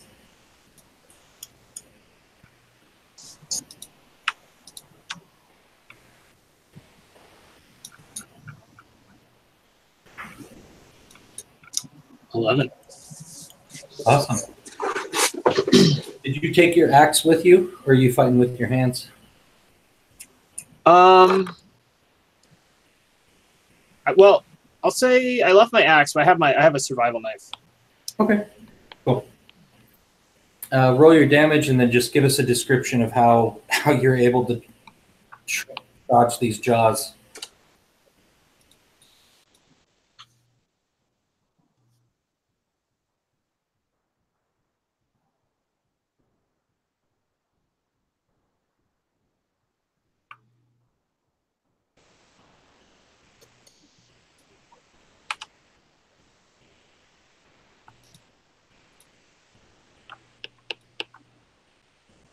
Okay, D6 was a 1.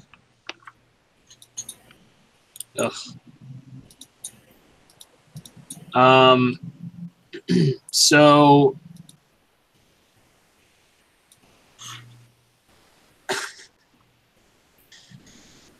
yeah, I guess so. That it comes into Chopper, and she just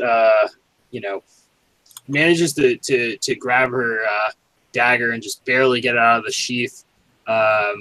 And as this thing is chomping down on her, I think she just probably makes kind of a glancing blow against its scales, but it's enough to kind of push her out of the way of its bite. Gotcha. Cool. Did you take the extra die of damage, or you just avoided blows? Oh, I was okay. Yeah, it was a hack and slash. Sorry. Yeah, I'll do that then. Well, let me think about it. Yeah, I'll take the extra die. Oh, okay. All right, that changes things a little bit. And you know what? I think I can. Let me read this next one.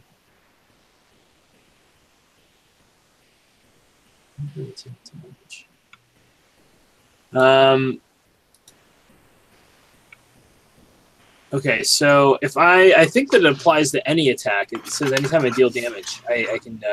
So I'm gonna just gonna say this comes into Biter, and she says, "I'm the one that's cold-blooded," and she stabs it with the dagger, and it leaves kind of an icy mark around it too. So it's a total of 7 damage. Awesome. And that's including the extra die and your icy pun damage? Yeah, I rolled a 1 on the D4. Yeah, so I'm seeing it stab like straight into its jaw. You say your one-liner, and then it clamps down on your free arm and disappears underwater. You go with it. Ulf, you've got your hands on a rope. You've got it secured in your hands. There's one bearing down from your right, and there's one behind you that's a little ways off. What are you doing? The nearest one, the one that's coming at me, is it the one that has White Raven in its jaws? No, that's a different one. Oh. All right. I've got a rope in my hands, and I know that crocodiles always spring up out of the water. So I am going to lunge at it, aiming for just under its bottom jaw, and see if I can swing around and with the rope, wrap its mouth shut. Awesome. That sounds like wisdom, using your knowledge of the creature, right? I'll take that. Wisdom there for us.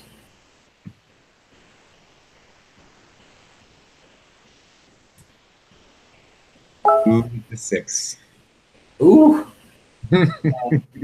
Steven, you've got the other, or sorry, Yona, you've got the other end of this rope. Is there any way that, or would you just be yanking on it to pull him in? Yeah, I mean, I think,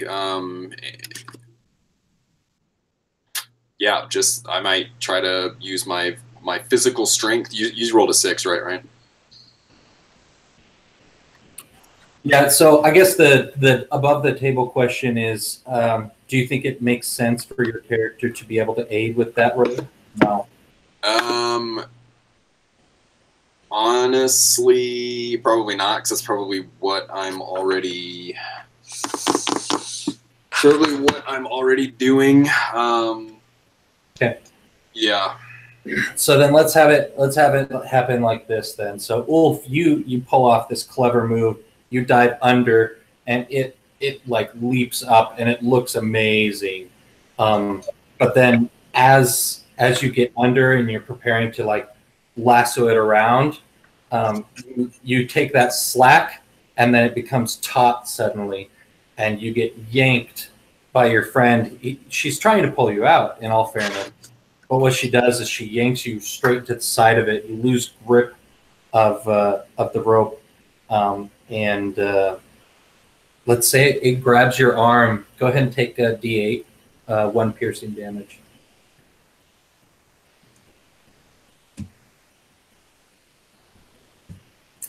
Pahan, we haven't heard from you in a while. Yeah, I think Pahan is around yet?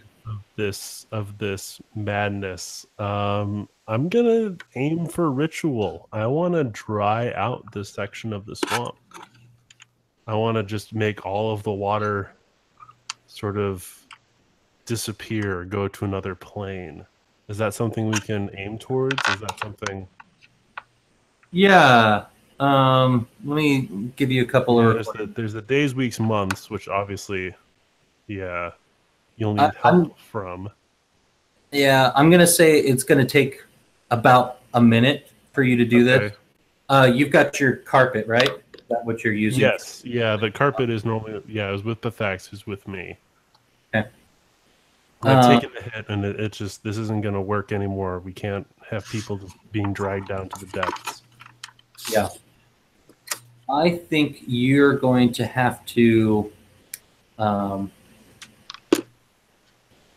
You're going to have to take a piece because this is like such an urgent thing. I think you're going to have to take something from Pathax, like a piece of his horn or his shell or something, and permanently lose part of that. Okay. As the components for the ritual. Okay. I'm good with that. Are we also going with it's unreliable? So I have to roll on it. Yeah, that makes sense. Okay. And I think it would be interesting if I need help from Yona's Fae. From the millipede. Maybe the millipede's the only thing that's going to be able to get that piece from the turtle, because it's like a magic shell, right? Right. What do you think of that, Yona? Yeah, I'm into it. Whenever I think we established this was in the game Richard ran, but I'm content to leave this as canon. That when the millipede leaves my body, it has to take like a piece of me with it. So I take some damage when it is not touching me. Cool. So for an extended amount of time. You'll drop 2 hit points. Is that right? Yeah, or a D4 or whatever. Yeah. Yeah. Go ahead and roll a D4 hit points, and then Pahan, make your wisdom roll to get all parts together in time. So yeah. So just to clarify, what I'm trying to do is sort of take the water around my companions and make it so that they are safe and back up on shore, and that suddenly all of the knee-high sea below these crocodiles just dries out and they're left sort of stranded in the mud. Yeah. All right. Here we go. All right. So that's a 9, 10, 11. Awesome. Okay, so it's still going to take a short minute to take effect. Yeah. As you get the components together and as you're chanting. So we'll probably do one more round of actions from everybody else, and then this'll dry out the water. So White Raven, you're underwater in this thing's jaws. One of your arms is in jaws. What are you doing? Can't make puns underwater. This is my weakness. But no, did I see the crocodile drag her under Certainly, yeah. in its mouth? Yeah, I'm sure you would have seen it, yeah. I'm gonna curse, attempt to curse that crocodile to the curse will be that it finds the taste of meat or blood to be disgusting, in the hopes that it'll spit her out. Awesome. That sounds good. So that one doesn't require a roll for Hex, right? No, I roll plus charisma, so I've kind of two sort of bespoke spells. Hex requires a roll. Thaumaturgy does not. Thaumaturgy is quite like ritual or the mage playbooks magic. Hex is it rolls, and then on a 7 to 9, I have to choose one debilitating one effect. So it either also affects myself or an ally, it ends when I curse someone else, or it can be ended by fulfilling a fairly easy condition. Cool. So that is should be 10. Yeah, 10. Awesome. So it just hates the taste of humans. That's what we're going for, right? Yeah, sure. The taste of humans is disgusting to it. Well, White Raven, you're starting to drown. Your like instincts are getting. You're wanting to gasp for breath, but you know you can't. And then suddenly it lets go of you and starts swimming off. You can resurface if you want and catch your breath. That was very fortunate for you.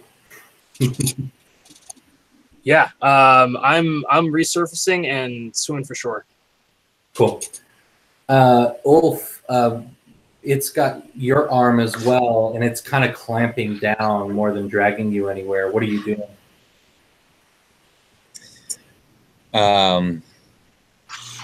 I had a rope in one of my arms. Is it wrapped partly around its snout? Yeah, we could say you got it part of the way around already. Sure.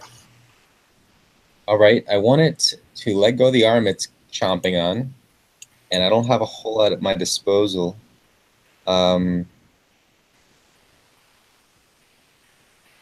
I dropped everything, and I'm in a harness. Can we say that I had some throwing knives? Perhaps I kept one or two, tucked in my harness at the belt or something. I could pull one of those out. Sure. All right. I want to take that throwing knife, and I've got one arm here. I just want to shove it in its nostril or its eyeball or something. Do as much damage as possible, and see if I can shock it into releasing its grip on me. Okay. I think this is probably hack and slash, and we'll just customize it a little bit so that if you you can exchange your damage for being released. Does that make sense? Sure. A roll, and what is this? Strength? Yes. Which is no modifier. A 9. All right. So yeah, if you don't do your damage, it'll still damage you before it releases you, but you'll be able to get out of its jaws. Is that what you want? Yeah. Cool. Go ahead and take another 8 damage as you stab its eye, you stab at its nostril, and it clamps down harder at first, and then it releases you. How much does it do? 5. Okay. And I'm guessing that's not negated by armor. Yeah, no, it's you take your armor on that for sure. Oh, I do? No, I'm not wearing any armor. Oh yeah, you're naked. I dropped it. Yeah. All right. Pathax, give us a description of what this looks like. So I think Pahan has smacked the crocodile and it's receded and smacked him, and Pahan just sort of gets frustrated with the whole thing, sort of plants the walking stick in the ground, does a twist around it, and as it twists, it goes from being a Girtha, approximation to the original look of Bahan, and then the ritual carpet unfolds, and I believe Yona, you did not ever name the Fey millipede. Is that correct? That's correct. Okay, so I think the millipede begins to crawl over, and I think Bahan whispers into the millipede's, whatever a millipede's ear would be, and says, I'm so sorry to ask you to do this, and then whatever the millipede's actual name is, but you don't ever hear it.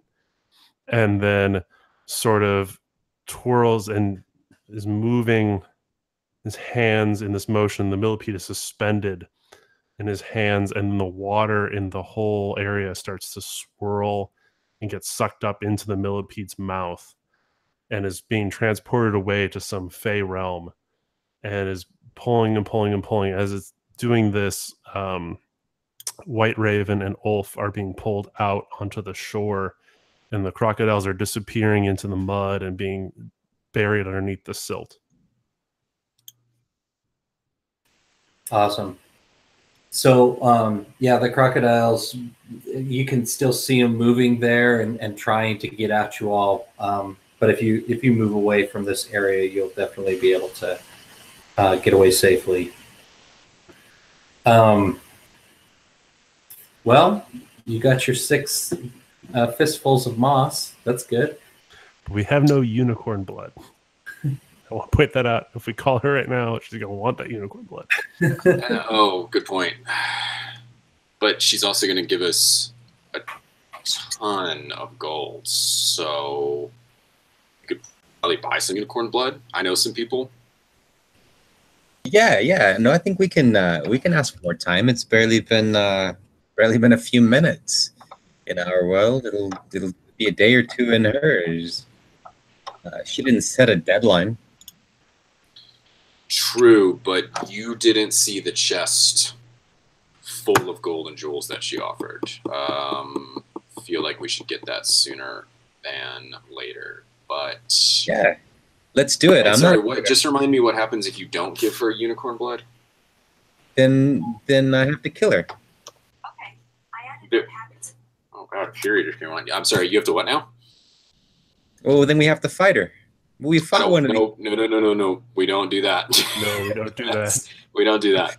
We just took down 4 crocodiles. We fought one of these. We didn't actually kill any of the 4 crocodiles. I should point out. But yeah, you'd have an easier time against 16 crocodiles than her. Fine. Look, but we just can't. I made a promise to her that I would sell her 3 hands full of this stuff, and if anything happens to it, we'll be in trouble. I have an idea.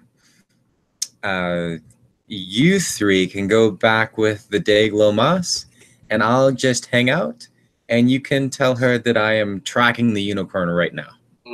Yeah, problem. That's a good idea. The problem, though, is, and I pull out the candle-looking thing, and I'm like, this is how we can't go back to that place. We have to call her here using this. So, well, I'll go hide. I'm worried she's gonna know.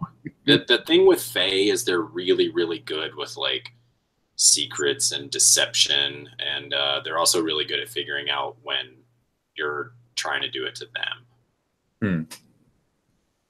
Okay, how about this?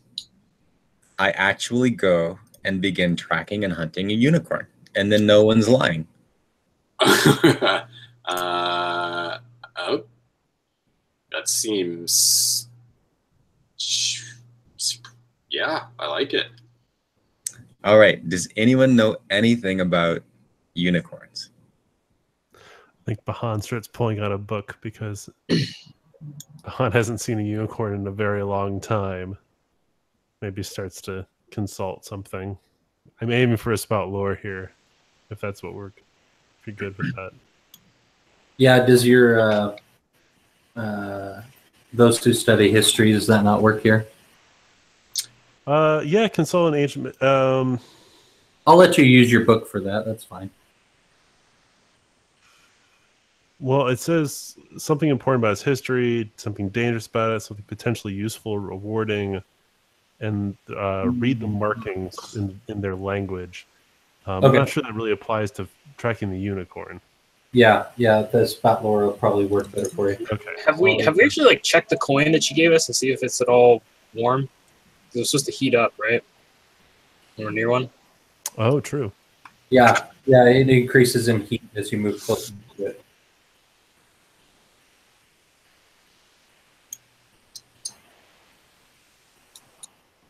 Another alternative is to. That's a 9. Oh, sorry, I forgot you're rolling.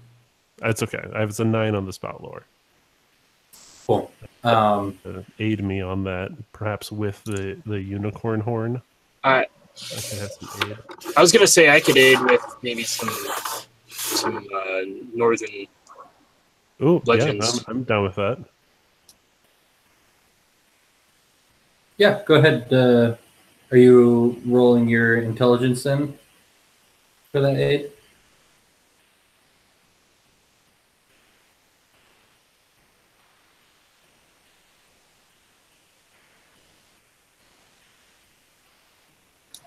That is a 7.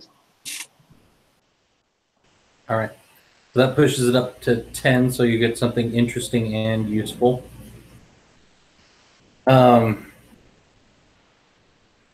Interesting thing about the unicorns is that they're solitary. They never live together, and so they're what few there are in the world. They're scattered all over the world. So if you find one, you'll only find one. The useful thing that you are able to find in your books and such is that there's rumors of one that has helped to establish the Fey Court that is in the Kyrgyz forest to the north of Goatbridge. Okay, so I relay that to the rest of the group. Yeah, and I think it's wise that as much as Pathax may want the gold promised by Bagatha, that I stick with Ulf. I'm going to give you one more thing real quick. The Shar Enu is the name of the queen who rules that court.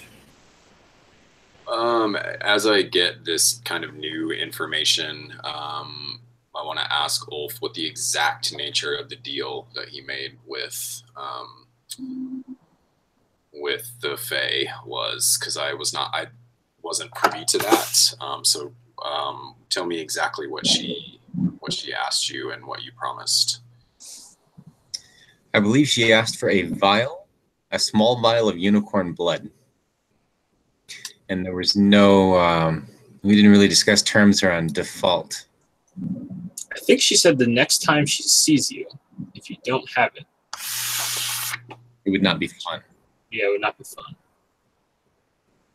I'm less concerned about your end of the bargain than I am the fact that she requested this specific, knowing that what Pahan just told us, that there is a unicorn as a member of Ashar Anu's court of Fae. I believe that her decision to request blood of a unicorn is this was not by happenstance. She must have some plan to go against this Fae court, and I, for one, do not want to be involved in that.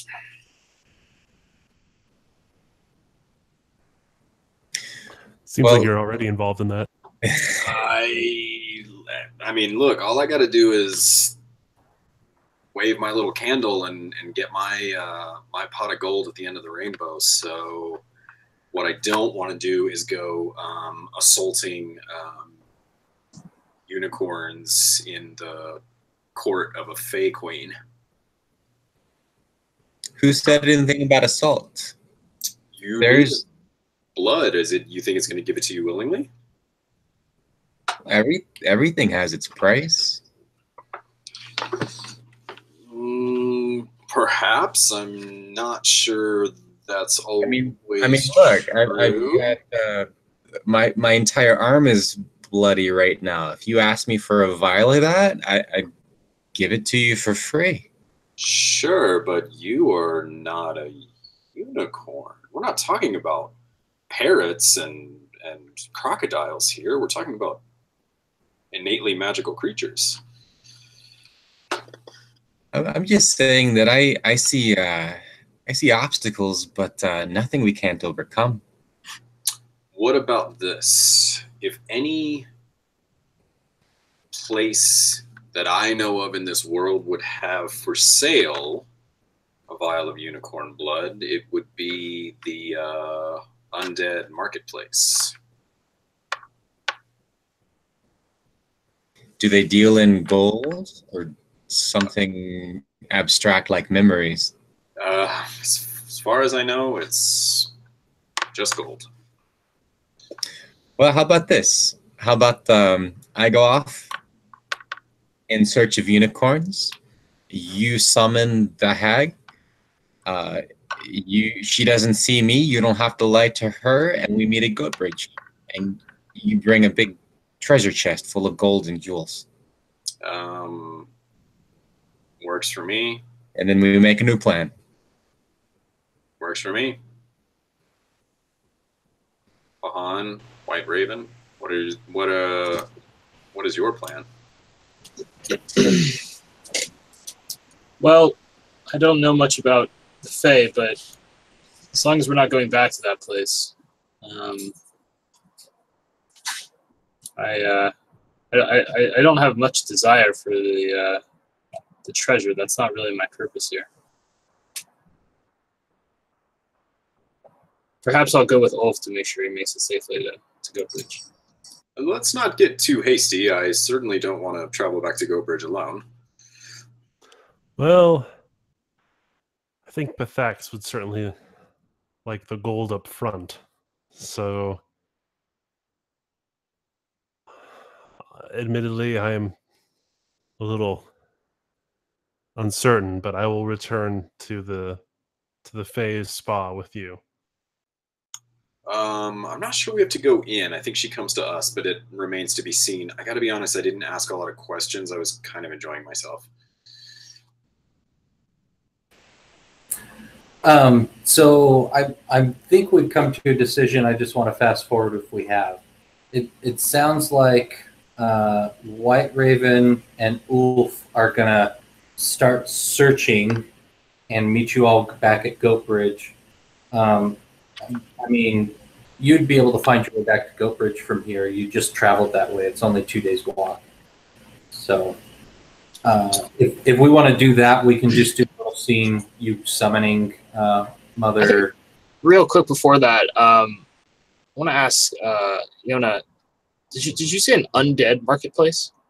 Oh, yes. There is a market where the village of Swineford used to be, which is staffed by the undead. They sell all types of things, potions, magic items, slaves, really anything that one could desire. These undead have a master, or are they just... They very likely do, though I can't say that I met the true master, though there were people who were in leadership positions when we were there. We got into a bit of a scrape when we were there, but yeah, if we're looking for something like unicorn blood, that would be the place I would look first. Again, without actually having to go into the realm of the Fae and try to extract the blood from a living unicorn. I think White Raven, you can kind of tell she's thinking about this a bit calculatingly, but she agrees, and yeah, I think that's end scene there, and we can fast forward. Cool. And just to clarify, the Everslow is the same region that you guys are both talking about. So, all right, yeah, let's do that scene then. Unless there's something you want to accomplish, I think we could just have her appear. You guys make the exchange and then move on. Is there anything else you want to accomplish when she shows up?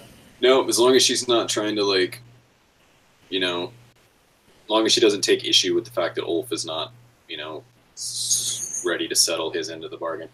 Actually, could you ask her some more questions? There's some more information I'd be interested in having, like more detail around not a fun time, or what happens if we default, or what a fight would look like, or if I could go back and pay memories in exchange for that sort of thing. Sure. Just for information.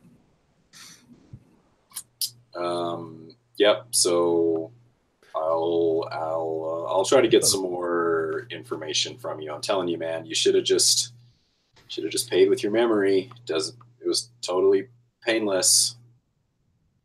And again, I will never know that it happened.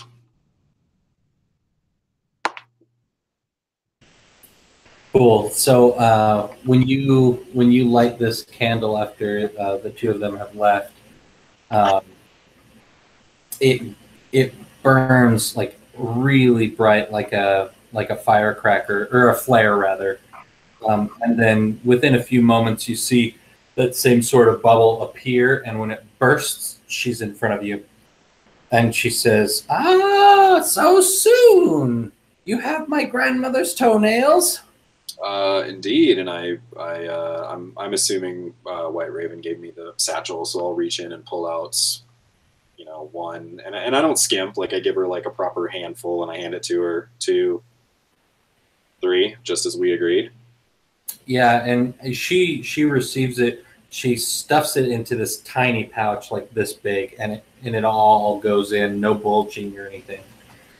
Very well, very well. And another bubble appears, and there's your chest of gold. Well, you have more uses of that candle if you ever need me. Well, thank you. That's appreciated. Just quick question. Our hunter friend is off attempting to fulfill his end of the bargain that he made with you, looking for this unicorn. What would happen if he was not able to fulfill his debt to you? Oh, I already told him. It won't be fun, not for him. What? I mean, what is that? We might have different ideas of fun. You know, the things that power the cogs and the escalators and the lights and all the amenities. Mm-hmm. They're not powered by what you would say are living Volunteers. I harness essence, Mm.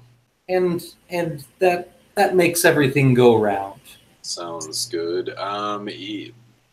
If our friend decided to take you up on the initial offer of payment in memory, no, it's a little too late for that.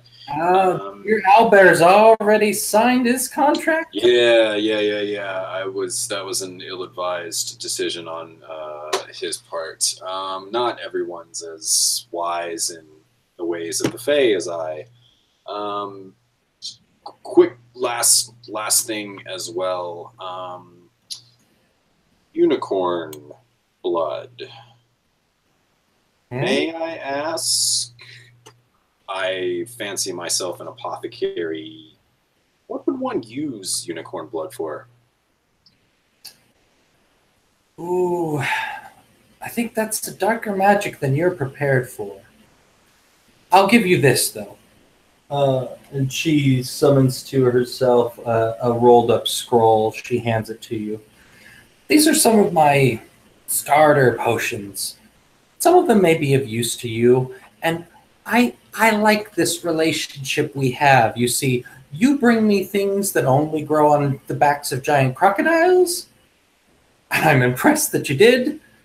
If you keep on doing stuff like that, more secrets. And when she taps her nose, she starts turning into this bubble. Pop! Gone. Great. I like her.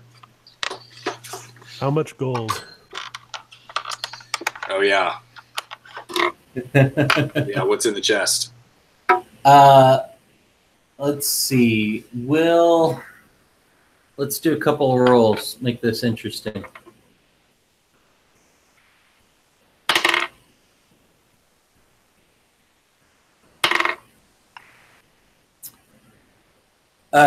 There is 600 gold worth of stuff in that chest. Sweet Christmas. Are we worried about load? Because I think that's too much for 2 people to carry. It will be 6 weight, yes. Oh, that's not too bad. I was thinking it was more than that. So like 3 piece. What I would like to do before we leave is use, before we start heading back, is use thaumaturgy to conceal that, to use, like, put a magic aura around that, to make it appear as like a kind of just a crate with some molded rations inside. Yeah, that's smart. You don't want to walk into town with a giant bejeweled. I definitely don't. So if you want to, definitely carry some that he doesn't eat. you get to decide what I need, how long it will take, how long it will last, and if there are any restrictions put upon the spell. All right, I think it'll last. It'll last as long as your centipede stays with you. If at any time, or it's a millipede, sorry. If at any time your millipede has to go away, it'll be revealed. Okay. I think the only other limitation will be that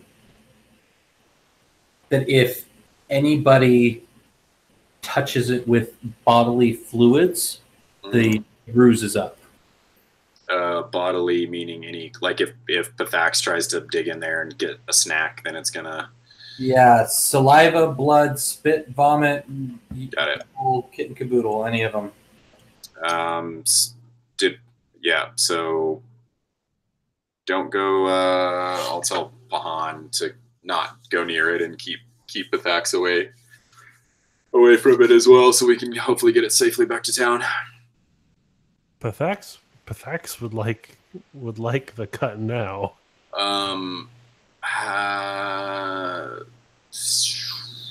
All right. At least something to satiate its Sure. hunger. So what do we have? 600 divided by 5. So yeah, I'll give you your Divided cut. by 5. Divided by 4. Oh yeah, 4. I was thinking 5 because you and the turtle, but you are the same thing. Yes. Well, I appreciate your generosity, but I will give Pathax most of my cut. I think it's 150. All right, so 150 gold to you and 450 in the 450 stays in the crate, and then I in the chest, and then I cast some magic on it. Cool. Awesome. So everybody's going to meet back up at town. Let's just have you all use, it's 2 days journey, so 2 rations. And I should maybe mention that you might not want to stay at the inn. This goes rich. Just, I guess I'll share with you guys that I have strong reasons to believe that the innkeeper is a necromancer's homunculus. I got excellent service when I was at the inn. In fact, they had some excellent pastries. But given that we now have a large amount of gold in our possession, maybe it's for the best that we don't go there. Yeah. So, what other location in town would you guys meet up at? Perhaps the place that White Raven was staying before. She obviously thought it was relatively safe. Ulf feels comfortable there, so that feels like a good place to meet. Cool. And White Raven, I know at the end of last session, what's his bucket? The wizard bought us all rations. I don't think I added it in there, so you should have 4 more rations than you have. Plus the frogman rations. You have a lot of rations. Yeah, who ended up with the frogman? Did we split them, or I think Ulf just kept them. Ulf had them? Yeah. I'm just holding them, but I'm not stingy. If you guys need them, I also have, I think 4. I have a total of 8 rations after I consumed the 2 just now. Cool. I think, unless you guys want to have any closing scenes as you meet back up, I think let's call it a night. Are there any last-minute keys or flags that you want to have a scene to hit here? The only thing that occurs to me is that Ulf has never seen this amount of coin before, and nor has he felt this good about himself before. He might be interested in throwing a big party. So if a carouse is interesting to any or all of y'all, maybe that could happen in the future, maybe at the next session. Pahan is definitely interested in a carouse. Yeah, it seems to be the mirthful thing. Yeah, Yona is as well. I also think it'd be kind of cool if, because she lost that memory, if like she instinctively just kind of gets back to town and like throws a big party and spends a bunch of coin, and then like finds it very unsatisfying and has a sort of like existential crisis about it. Yeah, that's cool. So yeah, let's do that at the beginning of next session, because that'll take a few minutes, and then we'll just end a session now. All right. Let's start with alignments. We'll just go down the line. Ulf, did Ulf get his alignment? No, neutral hunter, I believe, is to kill something from a distance, and I did not achieve that. How about Pahan? I'm not sure I revealed a secret or magic from long ago. I mean, I certainly did that big ritual, but I'm not sure if it was really revealing a secret. Yeah, the one roll that I was going to say maybe, but you failed it, and so you just got the basics about the crocodile. So no, I think. Right, yeah. How about Yona? So chaos and panic, I don't feel like I did that. Okay. And White Raven? No, I do not think I killed something that was nearly dead. Cool. Ulf, how about your keys? Did you turn any, and did anybody help you turn them? Yeah, I definitely feel like I turned the key of the reckless. I entered into a bargain with a powerful witch to bring back the blood of at least as powerful a creature, if not even more so. Yeah. And I roped in at least 2 of my companions to that. So, okay, I like it. Any of the others? Maybe cunning.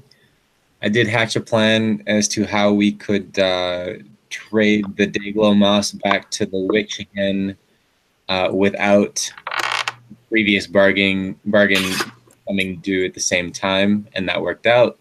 But I don't know. I think you also came up with a plan with the freezing the crocodiles, cold blood. Is that you? That didn't work out quite as well. We survived it, but I think it worked. At least got the initial got you able to get close enough to get the moss off its back. So I would say that worked. Yeah. So either of those keys, you would help me turn Yona. Okay. How about Pahan's keys? Sadly, I'm not sure I turned any of them. I think No. the carouse would definitely be keep them mirthful. But we didn't do that one quite yet. Trickster, I didn't trick anybody. I tricked the crocodiles. I don't know if that. You also revealed the false information about how long time was passing in there and forced us all to beat a hasty retreat. So okay, you revealed the trick that was being played upon us. So I feel like that feels like Kia the trickster to me. okay, I'm good with that. I think seeing through somebody else's lie that's good for Kia. Okay. Yeah, she was tricking us, so I tricked her back. I'm good with that. And then Kia the companion. I don't think Bathax was ever. I kind of did the buy off on that. I was about to say I that. didn't put it in the ritual, but I harmed Pathax in the ritual. Part of his shell probably fell off. Yeah, or something. true. Yep. Yeah, he's got a permanent piece of his shell missing now. Okay, so yeah, I guess Kia the trickster and Kia the companion. I would say Yona helped me turn Kia the companion with the millipede. Cool. How about you, Yona? What about your keys? Yeah, I actually started off kind of trying to buy off my Key of the Curious, ignoring the mysterious phenomenon, but then I feel like I ended up turning it instead, which is just kind of jumping right into it, like signing my name and giving up a memory, just getting myself into trouble by doing stuff I probably shouldn't have done with that. Other than that, I don't think I turned any. Okay. All right, and how about White Raven? Did anybody help you with your flags?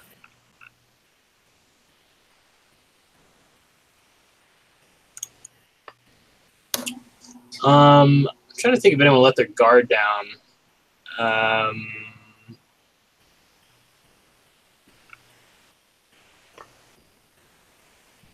Not exactly. I don't think I hit those. The other two are kind of, we were in a swamp, so it's kind of hard to point out achievements of the civilized world. Okay. Was there nothing in the bathhouse that allowed you to break a rule custom?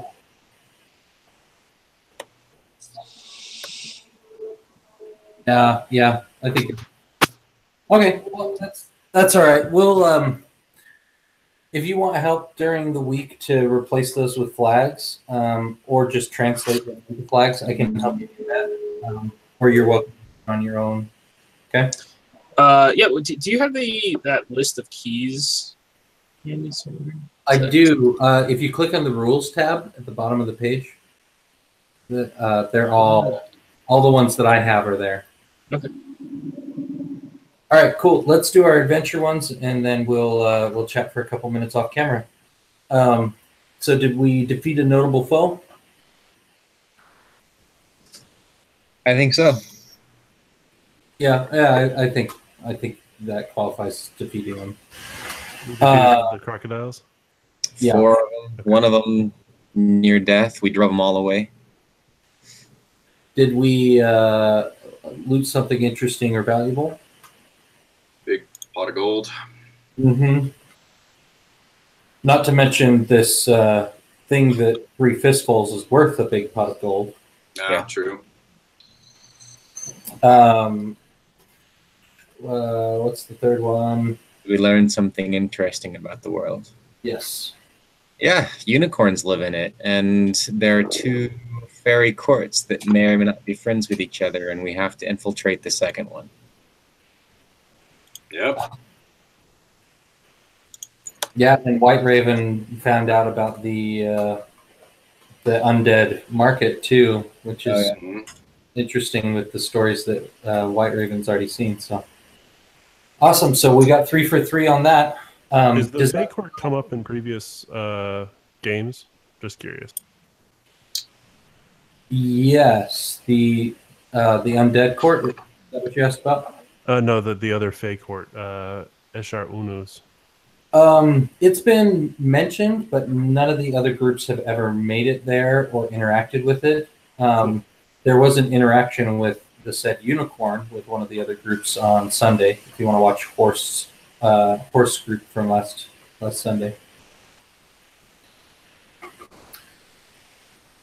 Cool. Let's shut off the cameras and then we'll have a little roses and thorns kind of session.